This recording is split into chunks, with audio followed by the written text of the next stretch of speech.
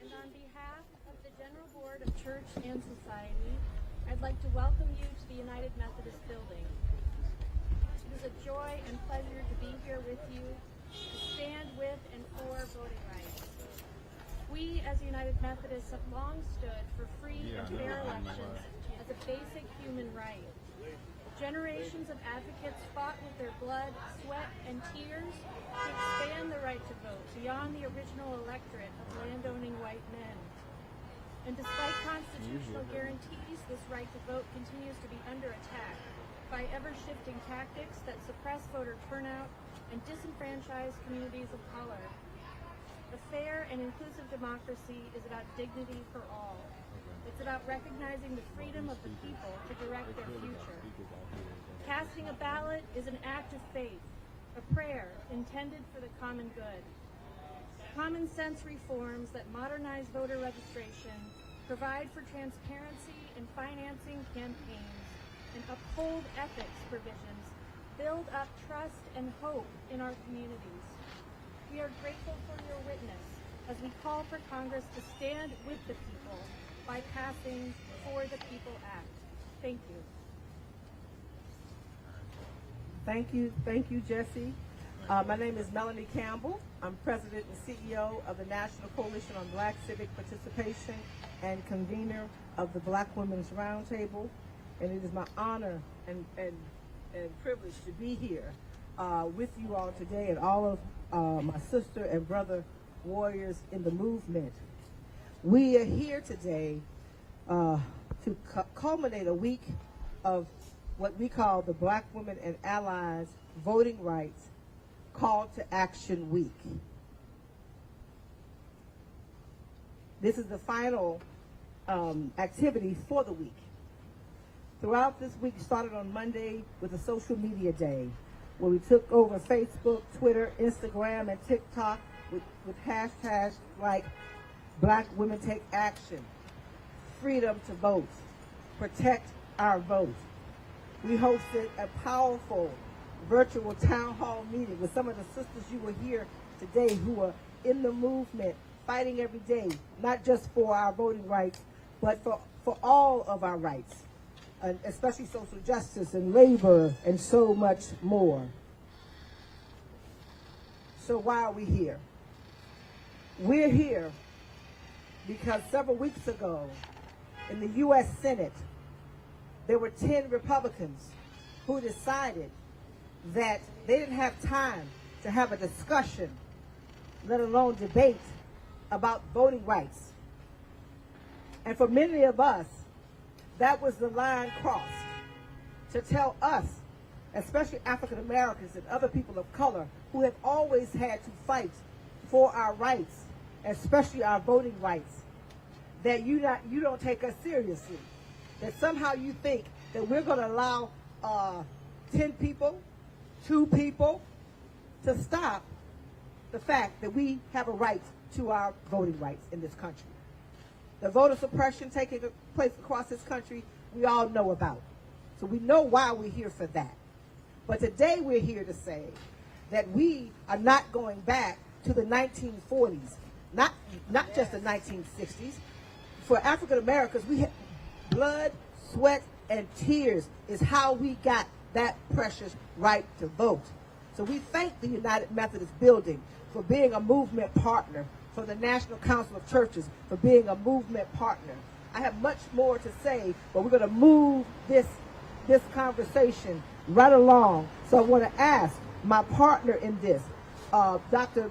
Janetta Betch-Cole, who could not physically be here, but technology is wonderful. We have her on the line down in Jacksonville, Florida, and she will bring remarks, and following her, we will have inspiration from my sister, Reverend Leslie Dwight, National Programs and Outreach Manager for the National Coalition, and Bishop Leah Daughtry, co-convener for Power Rising. And then I will bring up my sister Cleola Brown, from the President and CEO of the A. Philip Randolph Institute, who will help me move this press conference along and this speak out today. So let me get Dr. Cole. Looks like she fell off. Let me get her. Oh, you're there. Okay, that's me. Dr. Cole, Dr. Janetta Betch-Cole, Chair of the Board, President of the National Council of Negro Women. Dr. Cole, I turn it over to you.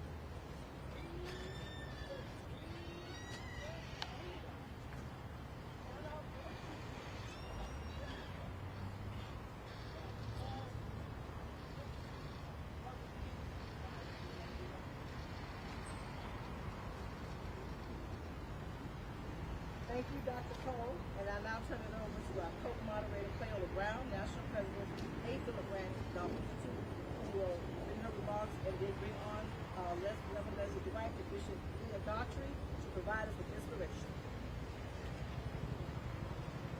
Thank you, our sister Melanie Campbell, the leader beyond comparison. Okay, there's something happening that they want to adjust. Is that better for you?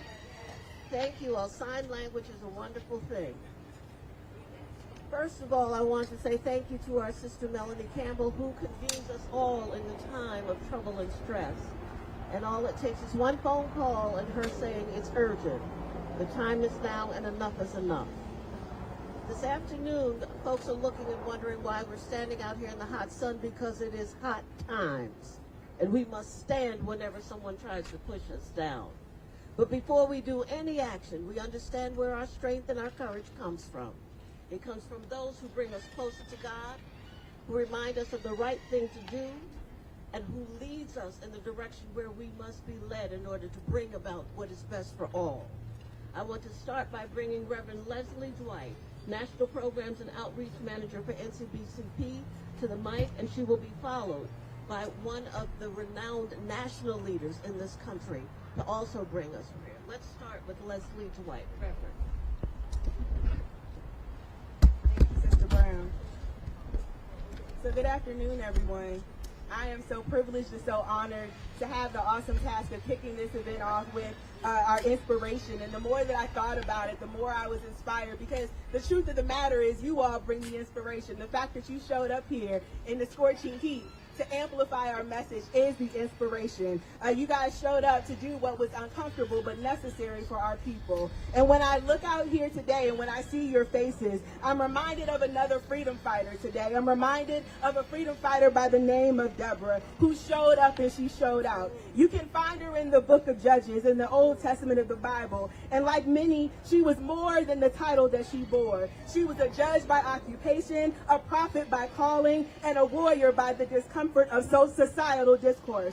Watching her people suffer physically, spiritually, and economically for more than 20 years is what compelled her to show up and show out. She was a woman who heard from God herself. She was a woman who led in the face of others who understood the charge but were too coward to move it forward. She was a woman who led in the face of all the isms that said that and moved forward when she wasn't even supposed to be operating in her lane. She led putting all her skin in the game in the face of opposition when her opposition seemed to be more powerful than she. But all she needed was a word from God. She showed up and she showed out. The Bible says that she not only came to victory at the end of that story, but her people found liberation for more than 40 years. I came to tell you today that it's not just enough that you show up, but you need to show out.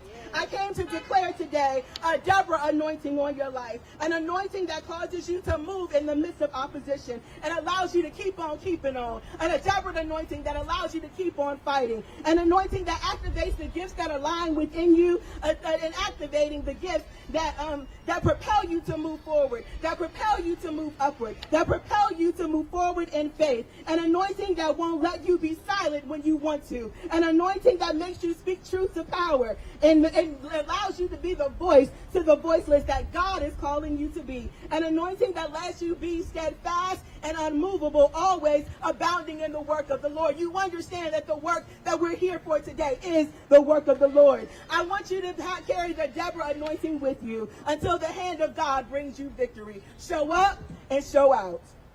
All right, sister, thank you so much. Thank you. Good afternoon. My name is Leah Daughtry. I am the presiding prelate of the House of the Lord Churches, and I am co-convener of Power Rising, a gathering place by, for, and about Black women. From the time of our nation's founding, and over 189 years, our nation has worked to expand the principles of our Constitution to include all of us. The laws had to be changed. The passages had to be rewritten in order to include young people, to include women, to include Black people, to include the disabled, to include LGBT family members. The laws had to be rewritten. It took nearly 200 years for all of us to be included. And now we stand here, some 50-odd years after Black people were finally included in the nation's founding documents. And we are faced with the possibility that the rights that we have been promised are being stripped away. The rights that we have been promised in our documents are now being turned back in practice. And yes, they can say, you still have the right to vote, but in practice, it's harder, it's more difficult, and it's intended to take away our right to full participation in this democracy. So we come today as men and women of faith, as men and women of values, to declare our righteous indignation with the actions that are happening across our country, not just in the United States Senate, but in the 17 states that are passing draconian laws to turn back our rights. We come in righteous indignation with our eyes on the prize. We understand that equal access, while it is guaranteed, is now being stripped away through limited poll boxes. We understand that the poll tax is being renamed voter identification. We understand what they are doing. We've seen this before. I am the first generation in my family born with the right to vote.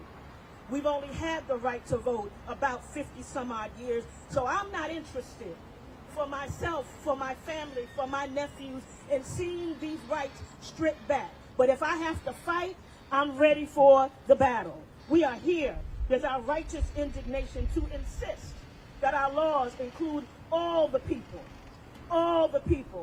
regardless of race, regardless of sex, regardless of gender identity, regardless of sexual orientation, regardless of bodily ability.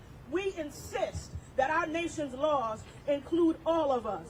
We insist in righteous indignation. We call upon the Congress. We call upon the state legislators. We call particularly on the Senate to do their jobs, to protect the freedoms we have been guaranteed in our Constitution and for which our nation stands. We call upon them to enforce the laws that will ensure all of us participate in this democracy, because we can't call ourselves a democracy and fight for democracy around the world when we won't fight for democracy right here at home. We can't insist on democracy around the world when we won't allow people to vote right in our borders. We can't call ourselves a democracy if all the people cannot participate. We come in righteous indignation in the name of our God, the one who rides for the least, the last, and the lost, the one who rides for the left out, the locked out, and the left behind, the one who stands for freedom, the one whose name is justice. We will not be denied. We will not be delayed. We will not be deterred. Know this: we can't stop and we won't stop. Yes. We're mad, and I'm telling all my people, I know we're mad. We tired of fighting. I'm tired of wearing battle fatigue. I'm tired of having to insist on my rights for clean water and clean air and good schools and safe streets. I'm tired and I'm mad. But you know what? I'm mad and I'm going to fight. I'm mad and I'm going to vote. I'm mad and I'm going to march. I'm mad and I'm going to protest. I'm mad and I'm going to show up. I'm mad and I'm going to stand up. I'm mad and I'm going to do everything I have to do to ensure that the promise of America is made the practice of America. Amen. Amen. Thank you, Bishop. Thank you, Bishop. Thank you, Bishop Leah Daughtry and Reverend Leslie Dwight. We thank you so very much. Next, we will hear from the Texas delegation. Say all roads to voting rights are coming up from the South and the Southwest. So we are honored to have a delegation from Texas led by Representative Nicole Collier, Chair of the Texas Legislative Black Caucus, and Representative Ron Reynolds, the first Vice Chair, Texas Legislative Black Caucus. He will introduce his colleagues as well as leaders who live in Texas but wear a national hat. We have Carmen Watkins, Senior Vice President of the NAACP, and also an organizer on the ground in Texas, Camilla Factory, President, Black Freedom Factory. And then we will also hear from the Honorable Sheila Jackson Lee, U.S. Representative via phone, who has a service that she had to do in Texas, but she would not find it robbery not to find a way to bring her comments to this discussion today.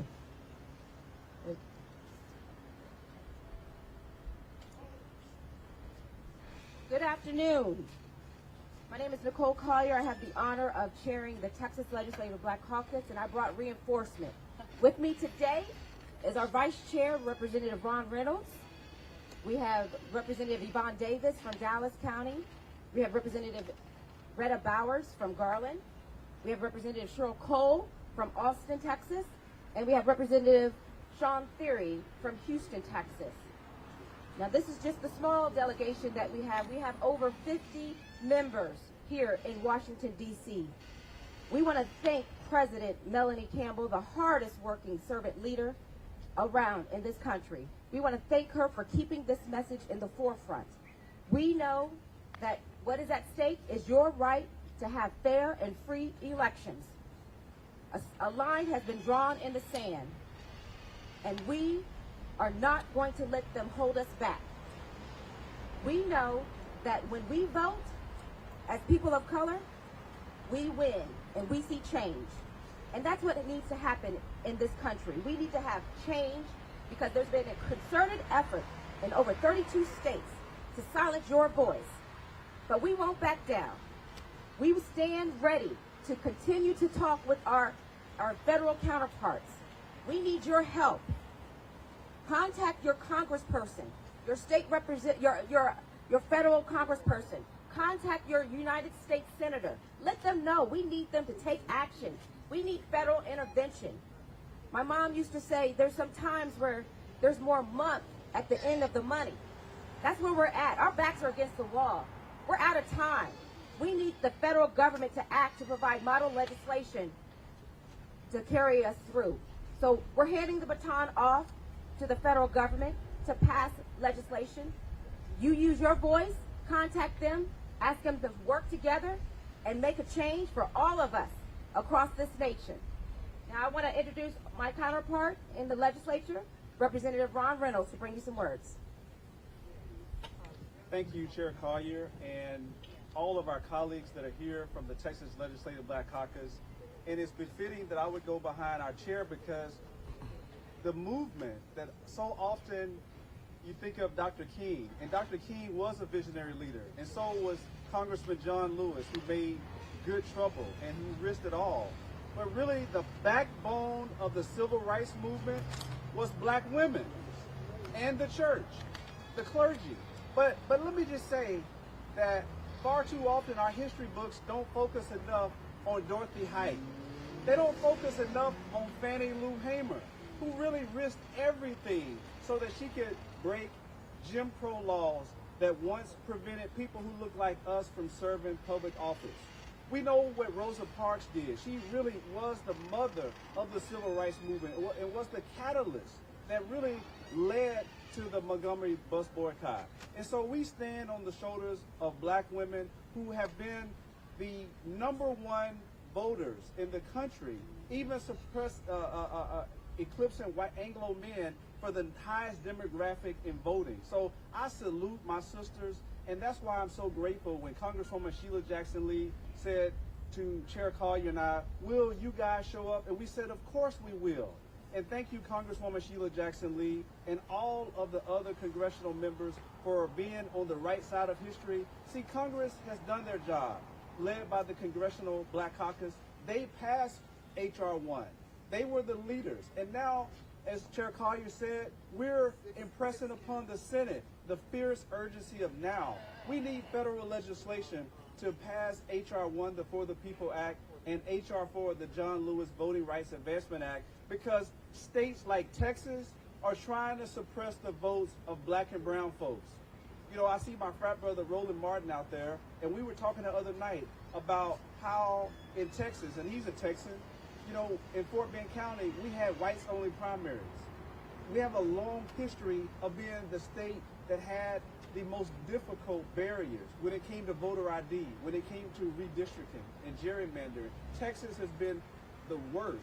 And here we are fighting. The reason why we came to D.C. and broke quorum is because we were sick and tired of seeing the voter suppression efforts led by Governor Abbott, who is perpetuating Trump's big lie. And so we stand here today united in solidarity as the Texas Legislative Black Caucus and joining with all of these groups and advocacy groups on this day of action, calling upon the U.S. Senate. And as we speak, we had other colleagues on the Hill meeting with some of the key U.S. senators, urging them to pass this federal legislation. Because guess what? Governor Abbott has made it clear, as other Republican governors have, that they are hell-bent on passing these bills, even though they know there's no truth to voter fraud, even though they know they're going to disenfranchise black and brown folks. And so we're going to continue to fight. We're going to continue to speak truth to power. And we know that we're on the right side of history. And finally, I want to say this. Texas was once a great state in terms of leadership. We had a Texan that you all may remember, Lyndon Baines Johnson. And guess what? He signed the Voting Rights Act into law in August of 1965. And so it's befitting that Texans are here on the Hill advocating, making good and necessary trouble, and urging for the passage of H.R. 1 and H.R. 4. So thank you for welcoming us. We're so grateful. And these dynamic ladies right here are a great representation of the quality of the Texas Legislative Black Caucus, and I couldn't be more proud to stand with these black women. And I do know that Black Lives Matter, and there's another hashtag that I'm so proud of, Trust Black Women. Thank you.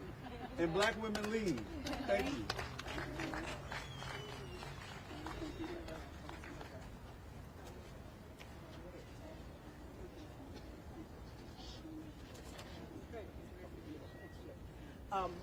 We have Congresswoman Sheila Jackson Lee from Texas 18, who is on the line. Congresswoman, thank you for joining us.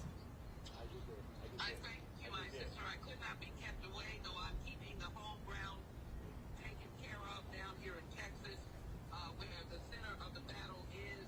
But I am delighted to be able to join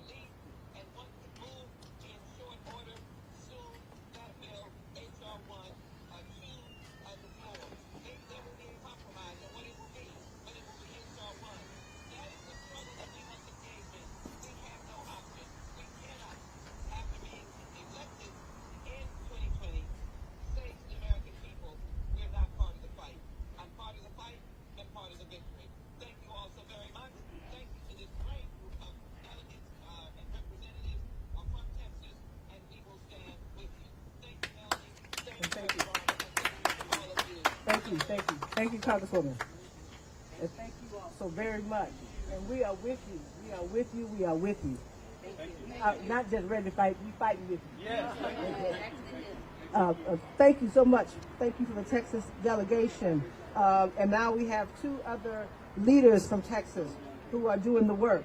Carmen Watkins, Senior Vice President of the NAACP, and Kimia Factory, President of Black Freedom Factory. Thank you, Mel, and thanks to all of you for taking the time today to address such a critical issue. I am the Senior Vice President of the NAACP Field Operations and Membership Team, but I am also a Texan. And today that gives me some bitter pause. I am so proud of these legislators who stood so bold and left the state to ensure that Texans have the fundamental right to vote. But this is not just a Texas issue. While the governor says, don't mess with Texas, these legislators have said, Texas, you have a problem. You have a problem because you are disenfranchising your voters. But we stand with those who stand up, and because we stand up, the NAACP has put forth an opportunity to cover the bail of all Texas legislators who left, who will be returning back to Texas under the threat of arrest. And I'm proud of that work. Well, let me talk about something beyond Texas, because it was Florida first, Georgia next, now Texas. These restrictive bills are coming across the country, and your community is certainly next. If you don't stand up now, you will be reacting instead of being proactive. We're encouraging you not to be silent in your pain. Babies know to cry out when they come into this world. They cry because they're confused, they're lost, they may be hurt. But for some reason, we stand in our pain and we accept it as being normal. Do not allow these Republican legislators to normalize minimizing your voice and minimizing your power. I thank you for being here today. There are some courageous leaders here today, and we're going to all stand on truth and on prosperity and on the correction of the wrongs in this United States. Thank you.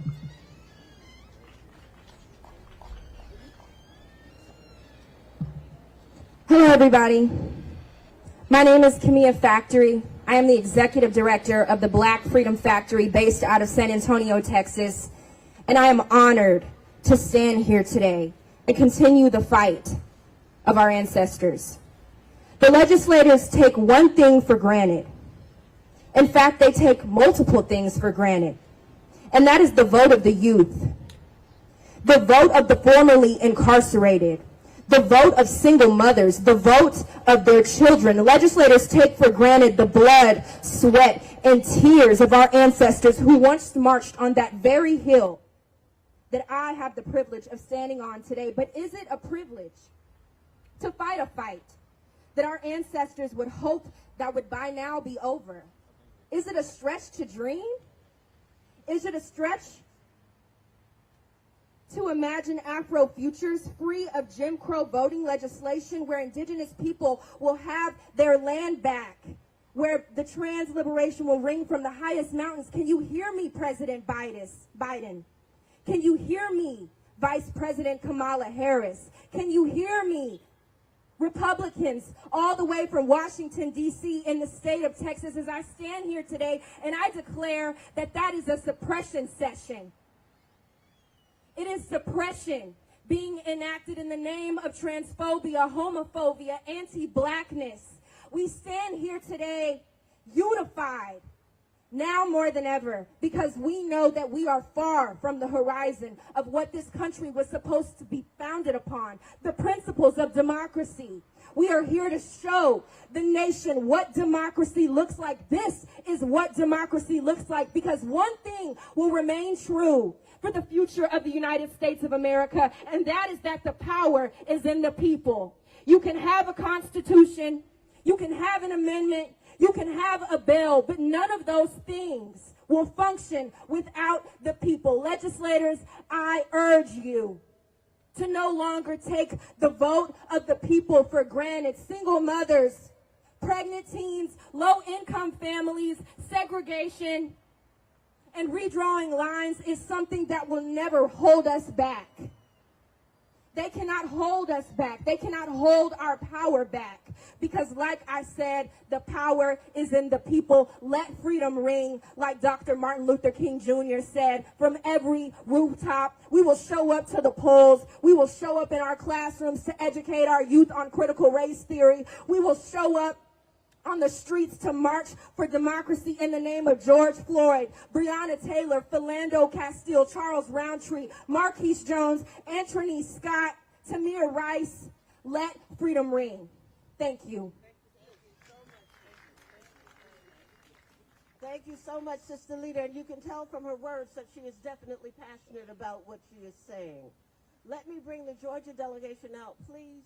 And as they come to the podium, understand that the struggle and the fight that you heard about from the Texas delegation, the Georgia delegation lived it through this last election. So I'm going to ask Helen Butler, Executive Director of the Georgia Coalition for the People's Agenda and convener of Georgia Black Women's Roundtable, to be our first speaker. Thank you so much, Helen. Thank you, Cleella. Despite a record turnout in Georgia, we've had to endure a lot of things, but I want to first say that I represent, as Executive Director of the Georgia Coalition for the People's Agenda, that was founded by the late Dr. Joseph Lowery, who fought with so many civil rights leaders to have the 1965 Voting Rights Act. We're fighting again. And despite that record turnout that we saw in 2020 and 2021, Georgia had to be the model of Jim Crow 2.0 voter suppression, taking back, making voting difficult, putting barriers in place, reducing the early voting days, making ID for absentee balloting process, criminalizing us for assisting voters. Everything that you want to happen that is wrong, Georgia is making it happen. But guess what? We say that Congress, you must act. We have to have For the People's Act passed. We must get rid of the filibuster. President Biden, Representative Clyburn gave you the way out of the filibuster. Exercise it now. We want you to understand that black women were the big deciding factor in Georgia, and we will continue to be the deciding factor. We must pass S1 and get rid of the filibuster now. I call on Felicia Davis, convener of the Clayton County Black Women's Roundtable. Thank you, Helen Butler. And I'm here representing the Clayton County Black Women's Roundtable, where we have the largest delegation of black women elected officials of any county in the nation. And I just wanted to share with you what happened in 2020. So in 2020, black women in Clayton County worked hard to turn people out for election day. We then worked through Thanksgiving. We worked in the rain, in the cold. We worked through Christmas. We worked through New Year's. And as it turned out, there was a historic change in Georgia on January 5th. Now, we woke up expecting one thing in the news, and the next day we had a whole different experience. Now, we're looking at what the Georgia legislature set out. Although our governor resisted efforts to tamper with the vote, to tamper with the election, no sooner did they turn around and start working to put in place every means they could come up with to limit access to the polls. And the right to vote is nothing without the ability to exercise that right. And so, as Helen, representing an organization founded by the late Dr. Joseph Eccles Lowry, I am reminded of his words. We have come too far, marched too long, prayed too hard, wept too bitterly, bled too profusely, and died too young to let anybody turn back the clock on our journey to freedom. We are here. We want the world to know. We want the Georgia legislature to know. We are so proud of our sisters and brothers in Texas that stood up, that acted, that came here to say, no, we will not be denied. So that's what time it is. And with that, I bring up my bad sister, that we work in unity in Georgia. You know, because they do know if I say black youth, they say vote. When I say black youth, they say vote. When I say black youth, you say vote. Yes. And see, my sister Deborah Scott, Georgia Stand Up, they stood up. They are still standing up. So they stand up. I'm going to let Deborah Scott come up and explain how we do it on the south side of Atlanta. So Deborah Scott with Georgia Stand Up. Come on now. So we're going to stand up.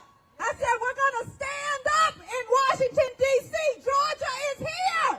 Georgia is here. We're not going to keep sitting by and allowing our votes to be taken. You are stripping our votes away, and we worked too hard to let you take it away.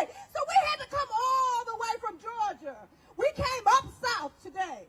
Down south came up south. We came up south to tell our Congress people that we want our right to vote, and we are not going to stand by and let you take it.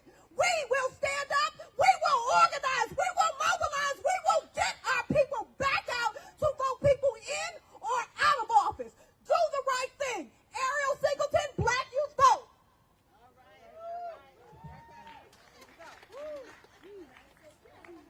When I say black youth, you say? Black youth? Black youth?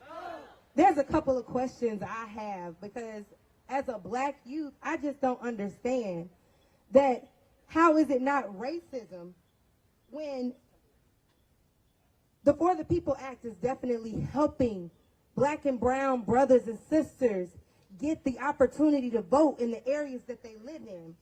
How is it not transphobic when there's an answer in the For the People Act that allows you, for people that are not comfortable with their ID, to have a signed affidavit or something that says, without perjury, I am ready to vote? How is it not ageism when there's students on campuses that aren't able to vote and there's nobody sitting there advocating for them to help them vote on campus? How is it not sexism when there are mothers literally taking care of their kids having to work, and the For the People Act is expanding their right to do so with early voting and longer times for them to get out and vote? All of the answers to everything that we've been trying to figure out, how are we going to get out there and vote, how are we going to do it, has been answered in the For the People Act. But yet a filibuster has come and has tried to set those questions and those answers aside. And I just can't, as a young person, allow that to happen. This is un-American when the Declaration of Independence says life, liberty, and the pursuit of happiness. As a young black woman, I need my life. I have to be able to vote, to be able to say, this is how I want my life to pan out. It is my liberty and my freedom to do so, and to pursue the happiness of being able to look around and say, my country and my America is just how it sees fit for me. It's being right now threatened.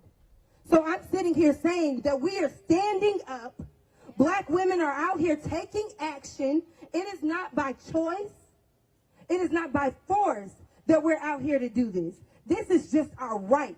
Years ago, when there was a song that was written that said, yet with our steady feet have not our weary beat. It said, until victory is won. Come where my father sighed. Why is it that I am still sighing with my fathers when they sighed hundreds of years ago? By now, they should be looking down at me saying that my work is done. However, I'm sitting here still having to work, having blisters on my feet, getting this hot sun, because y'all, it is hot out here. Having to say what they were saying was not right is still not right for me. So we're saying, I need you to exit stage left when it comes to this filibuster and do what it is right. For the people is who we stand for, right? We're standing for the people, right? So when black youth vote, we're voting. We need to stand up to do that. So I need you guys to pass the For the People Act right now if you're really for the people. We're going to test that and see, are you for the people? Because right now, how is it not that you're for the people? I'll leave that question unanswered. I'll let you answer that when you decide whether or not you're going to move this filibuster aside and pass this For the People Act. Thank you so much. And now we have... Hello, everybody. I am Legacy, and I will make it short. I'm Legacy only because I stand here as the direct seed of a young activist who almost died in a Marion, Alabama jail cell. I stand as the direct seed of a pregnancy that went forth from a young activist who participated in the Tuscaloosa, Alabama march. I stand the Children's March in Tuscaloosa. I stand because my parents, the late Reverend James Orange and Mrs. Cleophas Orange, fought a fight that they never thought that I would have to fight again. So who would have thought that I would have to say, protect my vote, when they almost died getting the right to vote? Ladies and gentlemen, you can throw it at us what you want. We are not to be deterred, because the bottom line is, he poured in, Reverend James Orange poured in to a group of people, especially a group of women. He empowered a group of women to take over this city, your city, my city, this state. So we're coming for you. You should do the right thing. Pass For the People's Act. Don't forget all that John Lewis stood for. But don't forget that there are people that you have the right to make it you have the responsibility to make this power of the vote ours. Don't forget. That's right. I bring up to you the late Miss Hillary Holly. She is the executive director of, she's the executive director of the organization that is taken under attack because of their leaders. We cover them in our Georgia statehood. She is the executive director of Fair Fight, held by the beloved Stacey Abrams. Hillary, take it on. Good afternoon, everybody. So, as wrapping up what you've heard in speaking on behalf of Georgians, black people, brown people in Georgia showed up. At one point during COVID, we had the third highest death rate per capita in the world in Southwest Georgia. People don't have broadband. People don't have jobs. And everyone showed up and waited in 8, 7, 4-hour lines. We had people passing out while waiting in line. We have black elected officials now under direct attack, like Ms. Helen Butler, for doing their jobs. We have election workers who are having to go into hiding because right-wing people that are attached to the Republican Party are threatening them. Democracy is under attack, and it is something that we cannot out-organize. I know that we were able to out-organize voter suppression in 2020, and we were barely able to deliver a trifecta, barely. But the landscape has changed. And as we have now seen, it is not just Georgia. I come in here in solidarity with people in New Hampshire. The last U.S. Senate race in New Hampshire was won by almost 1,000 votes, carried by young voters. And guess what they're doing in New Hampshire? They're coming after young voters. That could honestly change the makeup of the U.S. Senate next year. In Alaska was determined by Native voters. They are under attack based on anti-voting bills in their state and the recent SCOTUS decision. Arizona, Nevada, massive battleground states. In Pennsylvania right now, they are trying to take over election boards. They are trying to intimidate voter workers. We're seeing it in Michigan. And in real time right now, I was on the phone with colleagues in state of Georgia because they are trying to come after Fulton County, city of Atlanta right now. They are coming after us. So as I say, we are at capacity, not just in Georgia, but in at least a dozen states across this country. And our senators in Georgia cannot come back home to our voters who delivered this country a fighting chance and say that Congress didn't do everything that they can to protect their right to vote. So I call on Congress from a desperate plea to please do what's right and pass the For the People Act before the end of August. Because at August, the next battle comes and is redistricting. And the For the People Act can also provide us help when it comes to redistricting. So the time is now. We don't have until December. It's right now. So thank you all for having me, and we call on Congress to pass the For the People Act right now. Thank you.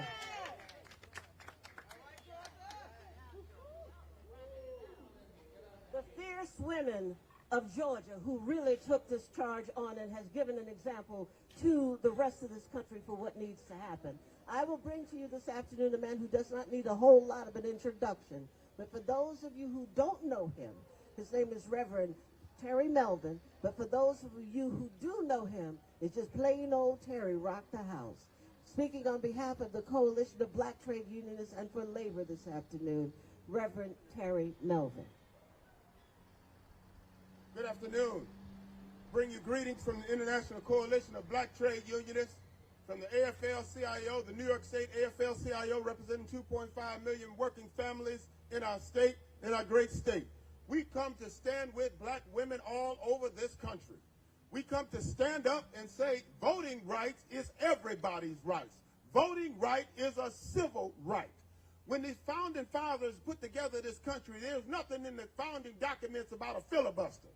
But there shows something in the founding documents that say we hold these truths to be self-evident, that all men are created equal, that they're endowed by their Creator with certain inalienable rights, and among these are life, liberty, and the pursuit of happiness. We cannot pursue happiness when they're trying to take away our vote. We cannot pursue happiness when we worked so hard last year to make sure that black and brown and women votes were taken, were done around this country, and we delivered. We delivered the victory in the House. We delivered a victory in the Senate. We delivered a victory in the White House. And in January, we sealed that victory in the Senate. But in sealing that victory, we cannot allow a simple minority to come and take away all the blood, sweat, and tears we put into exercising our right to vote. We want to say to the Senate, take that filibuster and throw it out the window. 51 is 51. I don't care if you're Republican or Democrat, whoever's in charge, you ought to be able to have victory in whatever is put forth. So we need the filibuster thrown out. And why? Because if we get the filibuster thrown out, we can deal with these ancillary issues that are going on. We can stop states from coming up with these anti-voting laws that are going on all around these countries. We can put the People's Act into law. We can put the PRO Act into law. We can put the Public Service Freedom to Negotiate Act in law. We can use the voice that we did on Election Day. We ought to use that, and our politicians that we put in office ought to use that. Simple majority ought to rule. Get rid of the filibuster. Let our votes be heard. We go around this world telling everybody one man, one woman, one vote. Well, we ought to do the same thing here in the United States of America. One man, one woman, one vote, and our leaders ought to do the same thing. Get rid of the filibuster. Let's pass the For the People Act now. Coalition of Black Trade Unionists in the House. Thank you, Reverend Terry Melvin. Now we will hear from, and this is Black Women and Allies, so we are so thankful that our brothers are with us. So there's another awesome brother who I admire because he really knows how to make it happen on the Hill. And that's Brother Wade Henderson, who is the interim president of the Leadership Conference on Civil and Human Rights. Wade? Thank you. Good afternoon, everybody. And Melanie, thank you for that wonderful introduction. I am Wade Henderson. I'm the interim president and CEO of the Leadership Conference on Civil and Human Rights. Leadership Conference is the nation's leading civil and human rights coalition. We have over 220 national organizations working to build an America that's as good as its ideals. Now, I'm really honored to be here this afternoon, and I'm especially honored to have answered the call of black women, both the National Council of Negro Women, headed by Dr. Janetta Cole, and the National Coalition on Black Civic Participation, headed by Melanie Campbell, are two of the most important civil rights organizations in the country, and I'm proud that both are members of the Leadership Conference family. It was black women who turned out in record numbers, whose votes made the difference in the 2020 election. We know that.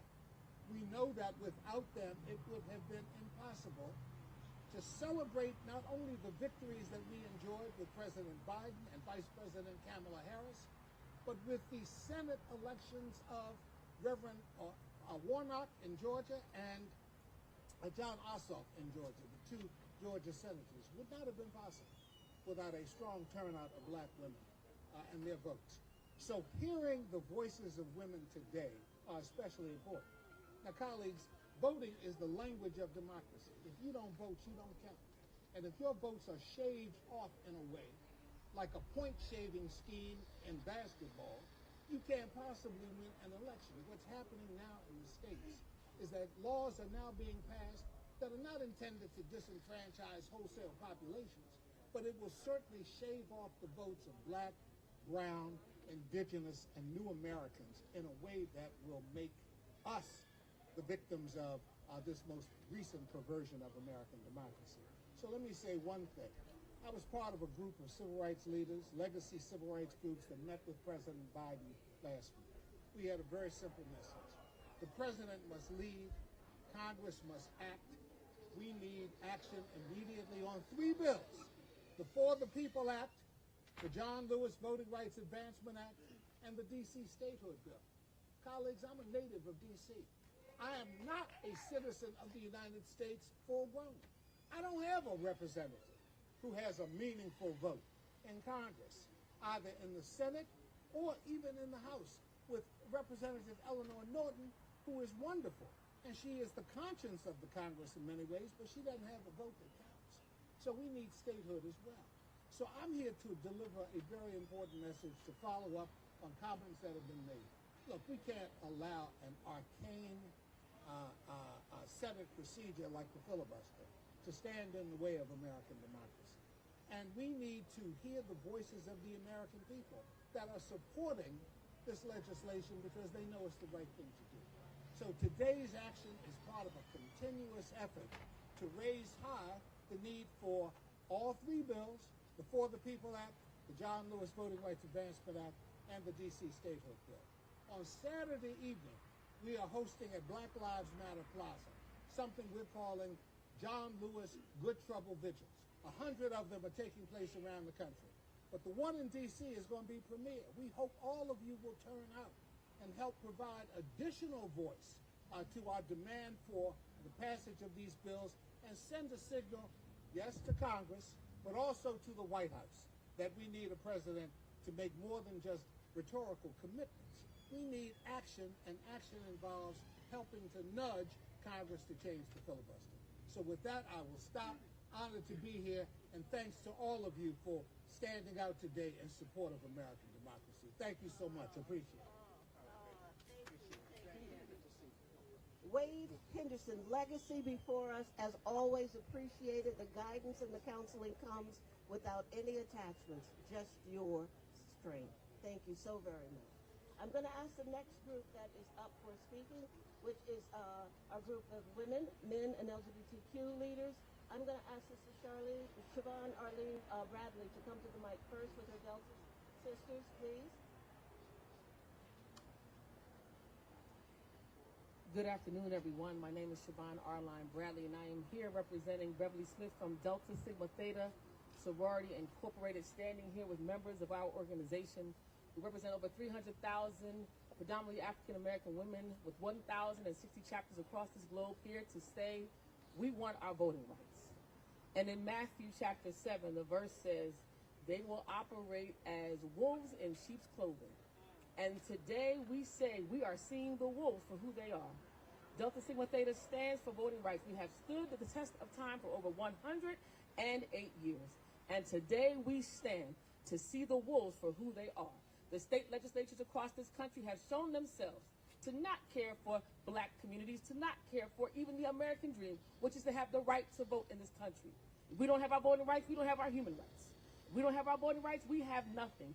So today, my sorors of Delta Sigma Theta Sorority Incorporated, with leaders like Cora Masters Berry, like Joyce Beatty, like Adjua Asamoah, like leaders across this country, across this globe, we stand united, locked hand in hand with brothers and sisters to say, we want our rights. Pass this legislation, or else you will see black women, black communities, and black leaders rise up until victory, liberty, and justice for all is won. May God bless you. And know that we will not stop until we reach our goal. All right.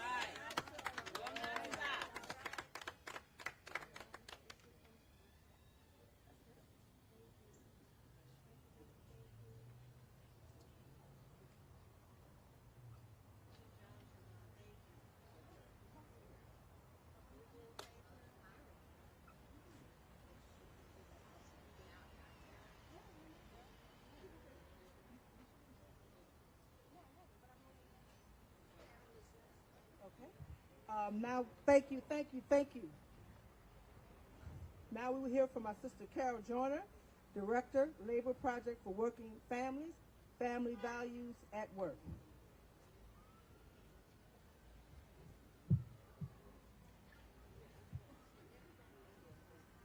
Thank you, Melanie Campbell, our sister leader who always sounds the call for action, for bringing us together today to tell us the truth about the democratic elections we held in 2020, where we saw record voting, zero fraud in the midst of a deadly pandemic, where people risked their lives to vote because their lives depended on it.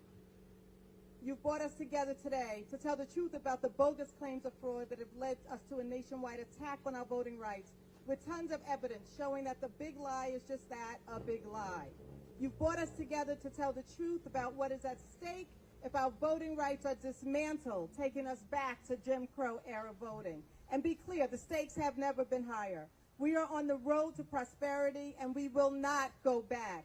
Because of this past election, America has seen better management of COVID-19 pandemic, with a significant majority of adults across the country having at least one vaccine. It's why we're seeing declines in hospitalizations and declines in deaths all over the country, except in those regions of the country where the other big lie persists. The American Rescue Plan also wrestled control over COVID, providing relief to families, businesses, cities, and states, with a highlight being that today, nearly 90% of families with children will receive their first child tax credit, checks in the bank, cutting poverty, securing our families, and helping our kids.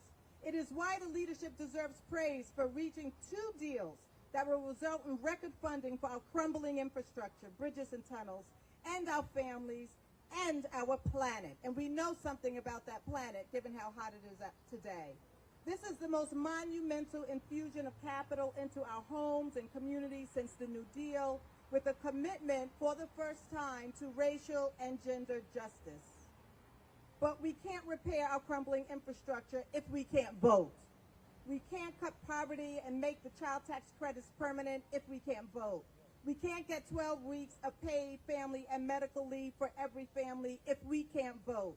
We can't cool this planet down by passing laws that end fossil fuel use if we can't vote, and we certainly can't make corporations and billionaires pay their fair share of taxes if we can't vote. The list goes on. Voting is fuel for our just economy and power for family prosperity.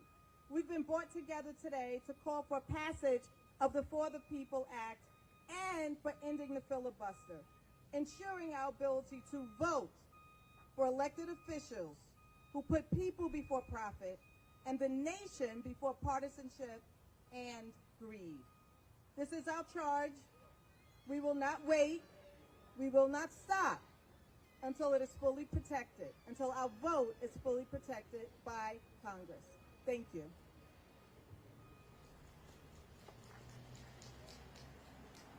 Thank you, Carol Joyner.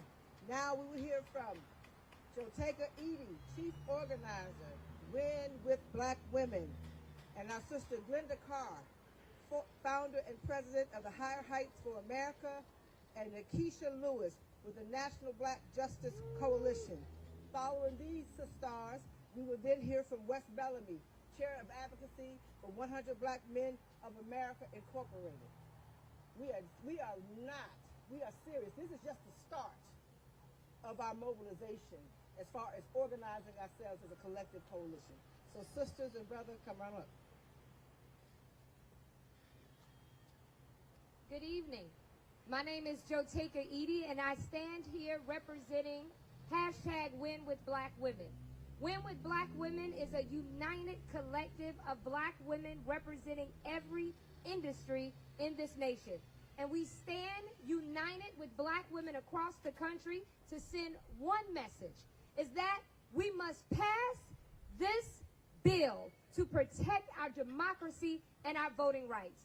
We have seen this aggressive attack on voting rights before, and we know why it is coming. We know it is to attack the power of our vote.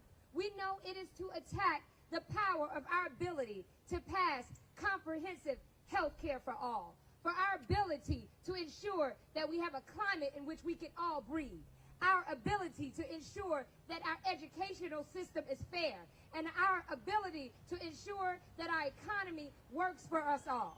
But what I would tell you is that Black women since the beginning of time have always done what we needed to do when we needed to do.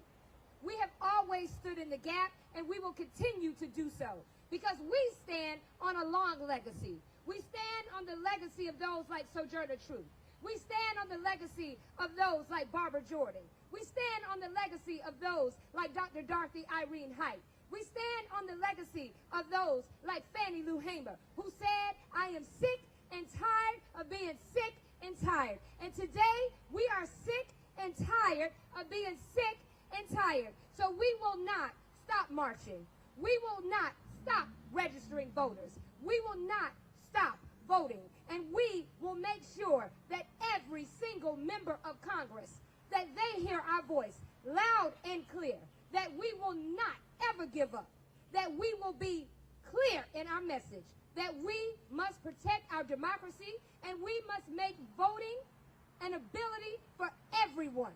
Long gone is the time where legislators get to choose their voters because we put them in office and we will put them out of office if they continue to violate our voting rights. We stand united, and we will not stop fighting. Thank you.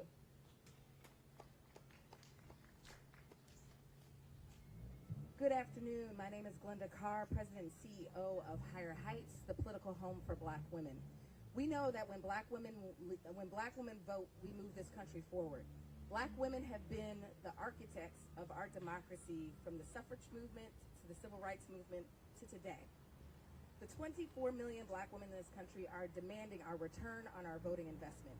And for a country that should be leading in expanding voting rights, we find ourselves fighting to protect the very rights we've been working on for decades. And so, just like Black women, when we vote, we don't go to the polls alone. We bring our house, our block, our church, our sorority, and our union. That is what we're going to do to organize, to have a conversation and demand that our state legislators and our congressional members hear that we just don't mobilize to go to the polls. We are going to mobilize our house, our block, our church, our sorority, and our union to make phone calls, to join rallies like this, to call, to email, to tweet, to TikTok, to show that democracy doesn't begin and end on Election Day. In fact, it begins. And so we have work to do as Black women. And I'm so excited to rally with black women from across this country and black leaders to show the power of black women 365 days a year. And so I look forward to working with my colleagues to ensure that we are organizing our memberships to call on this Congress to expand, in addition to protect, expand voting rights. We should be the innovators in modern day democracies, and we should not be fighting to secure votes, but more importantly, votes for those have grabbed power. So at the end of the day, we have a country that is concerned about the changing demographics of the electorate, and that this electorate is changing the face of our democracy and electing those next generation leaders that look like black women. And so we will stand with black women, elected women across this country as they fight to ensure that we are blocking these detrimental bills that are coming before our legislatures and this Congress, but more importantly, putting forth legislation that innovates our voting system in a way that will be the leader of this globe.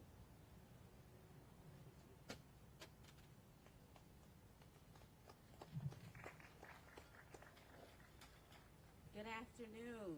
My name is Nikisha Lewis, and I'm an advocate with the National Black Justice Coalition, which, as I'm sure some of you know, is the nation's leading civil rights organization for black, LGBTQ, and same-gender loving people. As my community and I sit here waiting still for years and years for the passage of the Equality Act, this particular attack on voting rights is a significant attack on our lives. We already live at the margins of society. And our voting rights is one of the only rights that we have to ensure that we have a democracy that truly represents us and affirms our humanity. Black, LGBTQ, and same-gender loving people live in very transient situations. Some of us pushed out by our families or dealing with housing insecurity of another nature. And so the inability to be able to use provisional ballots and to be able to really the ability to be able to organize our people wherever we are so that we have a unified and amplified voice is severely at stake.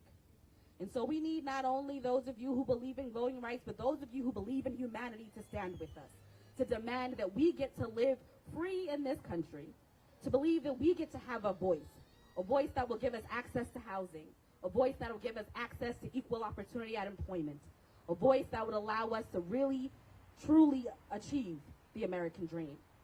And so I ask you, if you really believe in the power of the people, that you also make space for the black, LGBTQ, and same-gender loving people.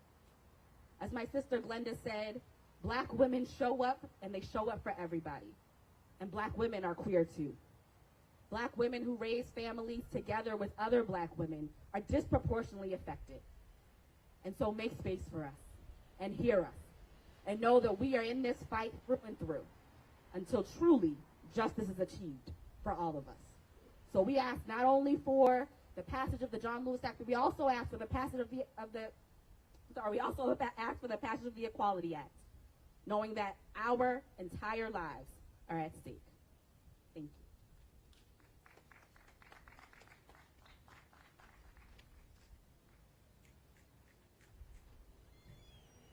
you. Good afternoon.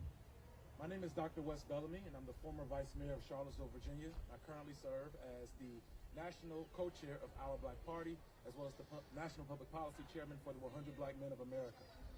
We have an obligation to not only stand up and fight for what's right, but as a black man, I have a duty and obligation to stand up for black women. I was birthed by a black woman. She was birthed by a black woman. I'm often fought for by black women. I'm often taught by black women. I'm often led by black women. And it is black women who consistently and continuously lead our nation. As a black man, again, my obligation and my duty is clear. Not only stand and support black women, but stand behind them, stand beside them, lead them if need be, but do as they see fit in order for our nation to move forward. The Voting Rights Act is one of the most consequential acts in which we will ever see in our lifetime. We as a nation have a duty and obligation to not only stand up for all people, but specifically for those who have sacrificed themselves, i.e. black women and black people overall. In order for us to move our nation forward, there's nothing wrong with us being critical of it. because I love this nation, I have a duty and obligation to hold this nation accountable for not only its atrocities, but call it out in terms of doing better. Right now, today, we're calling on Senate, we're calling on members of the legislature to do better.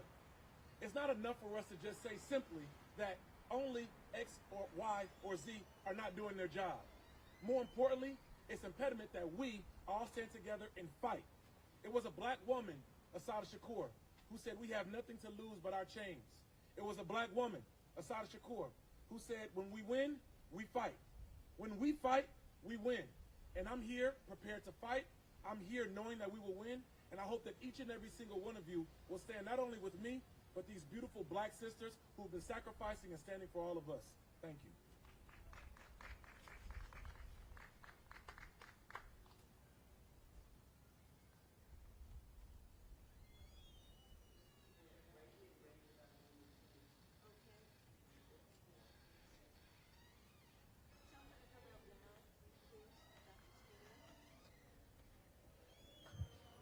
There is always a time that is right for God. And there's a sister who can make you feel closer than any that I know. Dr. Barbara Williams Skinner has brought her words of comfort, has brought her words of understanding to so many various groups. Having her on this mic this afternoon is a true blessing. I bring to you Dr. Barbara Williams Skinner. Thank you. I'm Dr. Barbara Williams Skinner, and I'm co-convener of the National African American Clergy Network of denomination and independent church leaders around the country, representing some 15 million members. We stand in total support of the For the People Act and for ending the Jim Crow-like filibuster. Black clergy across the country stand in the tradition of our Lord and Liberator, Jesus Christ, defender of the poor, the oppressed, and the marginalized, who sent a clear message to what it means to be his follower when he said, "Whatever you do to the least of these, my brothers and sisters, you are doing to me." Making voting accessible to all eligible voters is God's business. It's sacred work. It is about the inherent dignity and divinity of every person made in the image of God. And any assault on black, brown, elderly, disabled, poor, student, or any other American's right to vote is an assault on God. It is an attack on the least of these. It is an offense to people of conscience everywhere. In his letter from the Birmingham jail, Dr. Martin Luther King Jr. expressed his extreme disappointment at white moderate Christians when he said they were more detrimental to the cause of racial equality than the Ku Klux Klan. His own words. Well, today, black clergy express our extreme disappointment with white evangelicals who stand in opposition to the very Jesus they claim to follow by supporting racially motivated, undemocratic, and unjust laws. Whether you were in the Congress or you are a state legislator and call yourself a follower of Jesus, we say stand for the Constitution, stand for truth, and not a lie that the election was stolen. Stand with your black, your brown, your Asian, your indigenous brothers and sisters and their allies. Stand for democracy and the right to vote.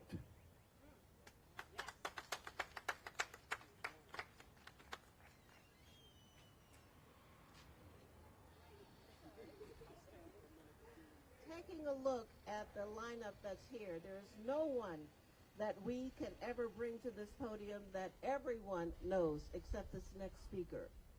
Sister Cora Masters Berry has a name that walks across the District of Columbia, but then against the USA.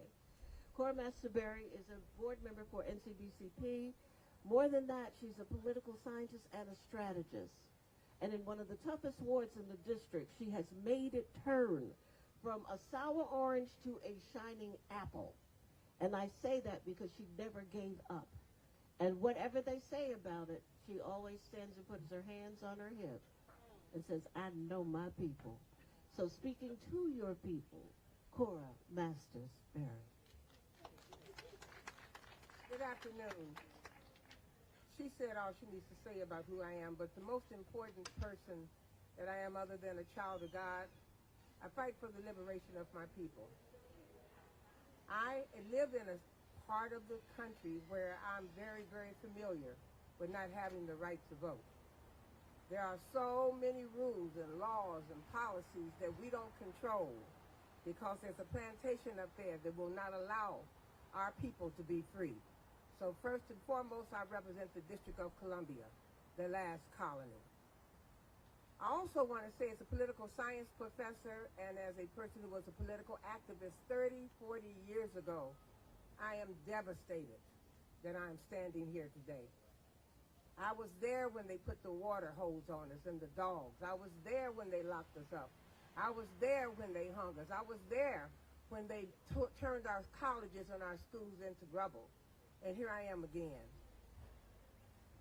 I could talk all day about the 13th, the 14th, the 15th Amendment, or the 1964, the 1965 Voting Rights Act and Civil Rights Act.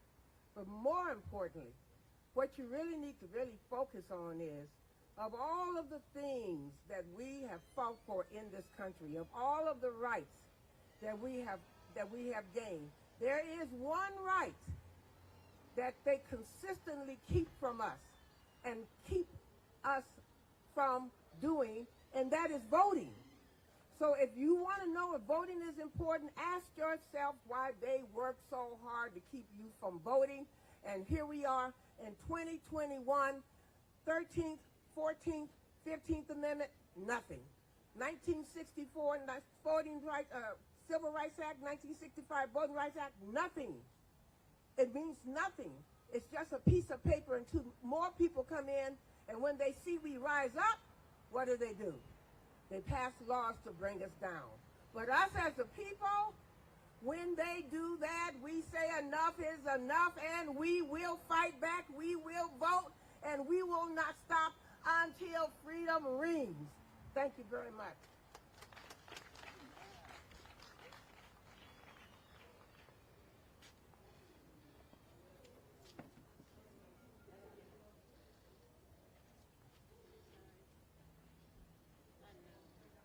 Reverend Andrea, say it for me, darling. Andrea, I'm from South Carolina, so you get the country version of my pronunciation, okay? Andrea Alexander, Associate General Secretary for Advocacy and Action for Justice and Peace at the National Council of Churches USA. That's heavy stuff. Please welcome our sister.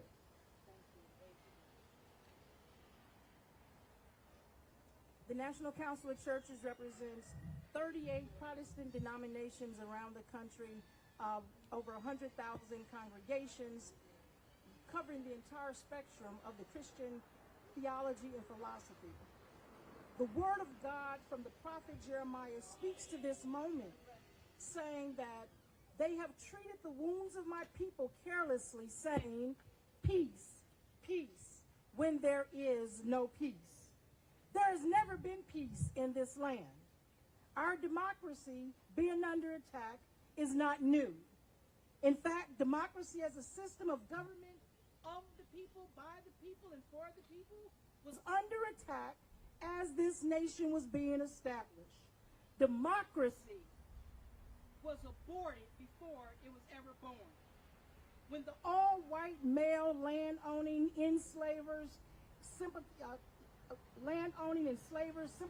of enslavers, and those willing to acquiesce to chattel slavery as compromise, intentionally excluded the first people of this land and people of African descent as part of the we, or the people.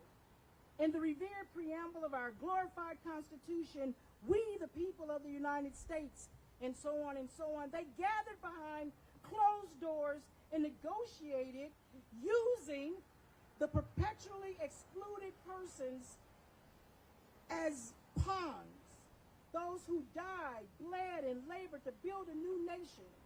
Before then and up to now, we has not included all of us. People has not included all of us.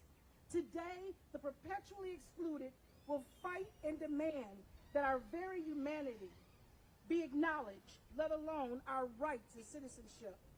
We have pleaded We have marched. We have been physically and emotionally tortured. We have been killed without redress. We are sick and tired of being sick and tired. Today we demand that those who say they believe in freedom and democracy, our congressional leaders who wax eloquently about democracy, do what you can and have required to do. Do your job. Bring that vision of democracy into fruition. We demand that this nation stop compromising on our backs to our detriment, because we too are the people.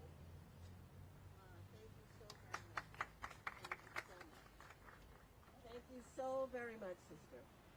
Now, coming to us is one of our own, Reverend Tony Lee, who's a board member of the National Coalition and pastor of the Community of Hope AME Temple Hills in Maryland.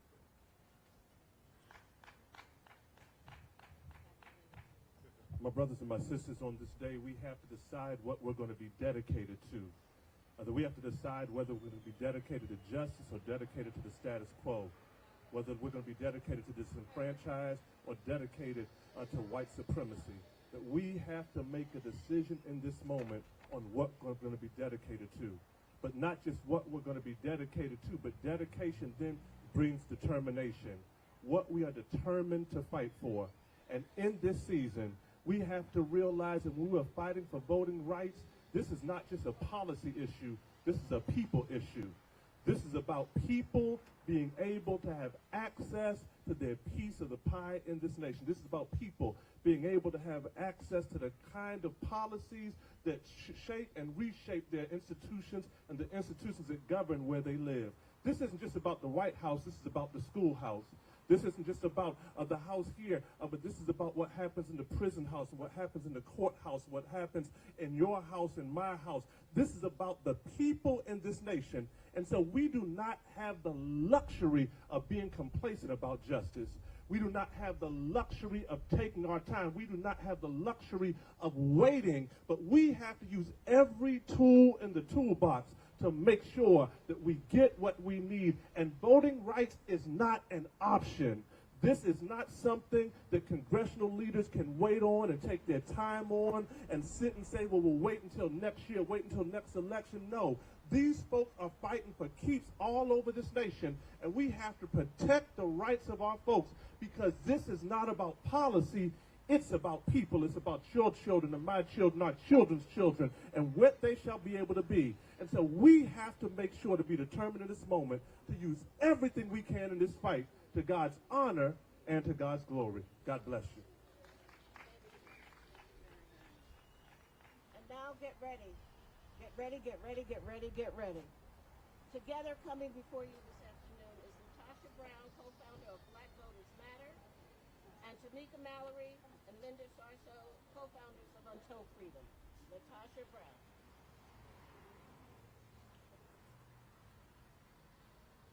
Well, the first thing I did right was the day I started to fight. Keep your eyes on the prize and hold on, hold on. I just wanted to start in the spirit of what got us here. Our people 60 years ago in Selma, Alabama, where I'm a native from, literally sang that song. They didn't have government on their side. They didn't even have the political parties on their side. What they believed, though, is they believed in their own humanity. They believed in their agency. They believed in their people. They believed in something greater, right, than what we're standing here for today, in that same spirit, that we believe that we have agency, that we believe that the people literally all have the right to be able to make decisions about what governs them and who governs them. And we ain't turning around. This is a space that we're saying we don't care what political party, we don't care what candidate is in the Senate, we don't care who it is. At the end of the day, we have come too far and we are not turning back. It is a shame that as I stand here right now, when we worked our behinds off in this last Georgia election, the Secretary of State, Raffensperger, the Republican, who actually Trump called and asked him to find thousands of 11,000 votes, and also wanted him to take over the Fulton County election, he has now announced that he's going to do that. We coming for you, Raffensperger. We coming for you. We ain't going to forget. Right at the end of the day, We have to really recognize that democracy has to go beyond being a propaganda point in this nation. It has to be real. And until all people have free and fair, open access to the ballot, we don't have democracy. Stop saying it because it's not true. But guess what? We're going to make it be true. We're going to make it be real because this is democracy in action. This is what it looks like. So I'm saying to everybody that's listening right now, rise up, mighty people, that this is our space. This is our nation. We literally have to shape it to be exactly what we want it to be. And in that spirit and in that space, the same thing that those folks stood on the Evan Pettus Bridge in Selma, Alabama, when they didn't have anything but their faith. They believed that there was a greater force that was working with them and alongside them. I had that same belief. I believe that we will win. I believe that we will win. I believe that we will win.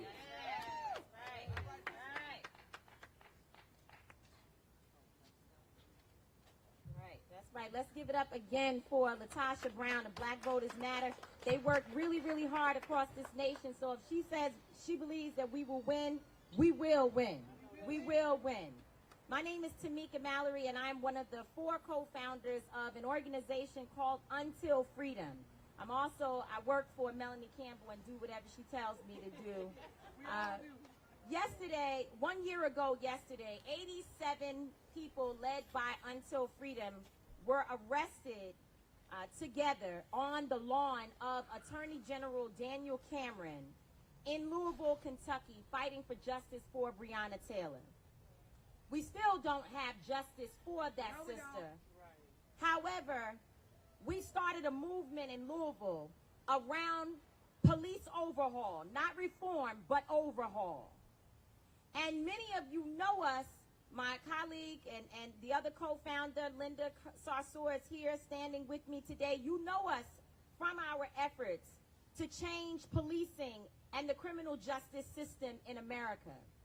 But the great thing about us being here today, standing with all the women who you have heard from, all the organizers that you have heard from, is that while we may come from different areas of expertise, we understand what intersectional movement building means. That's right.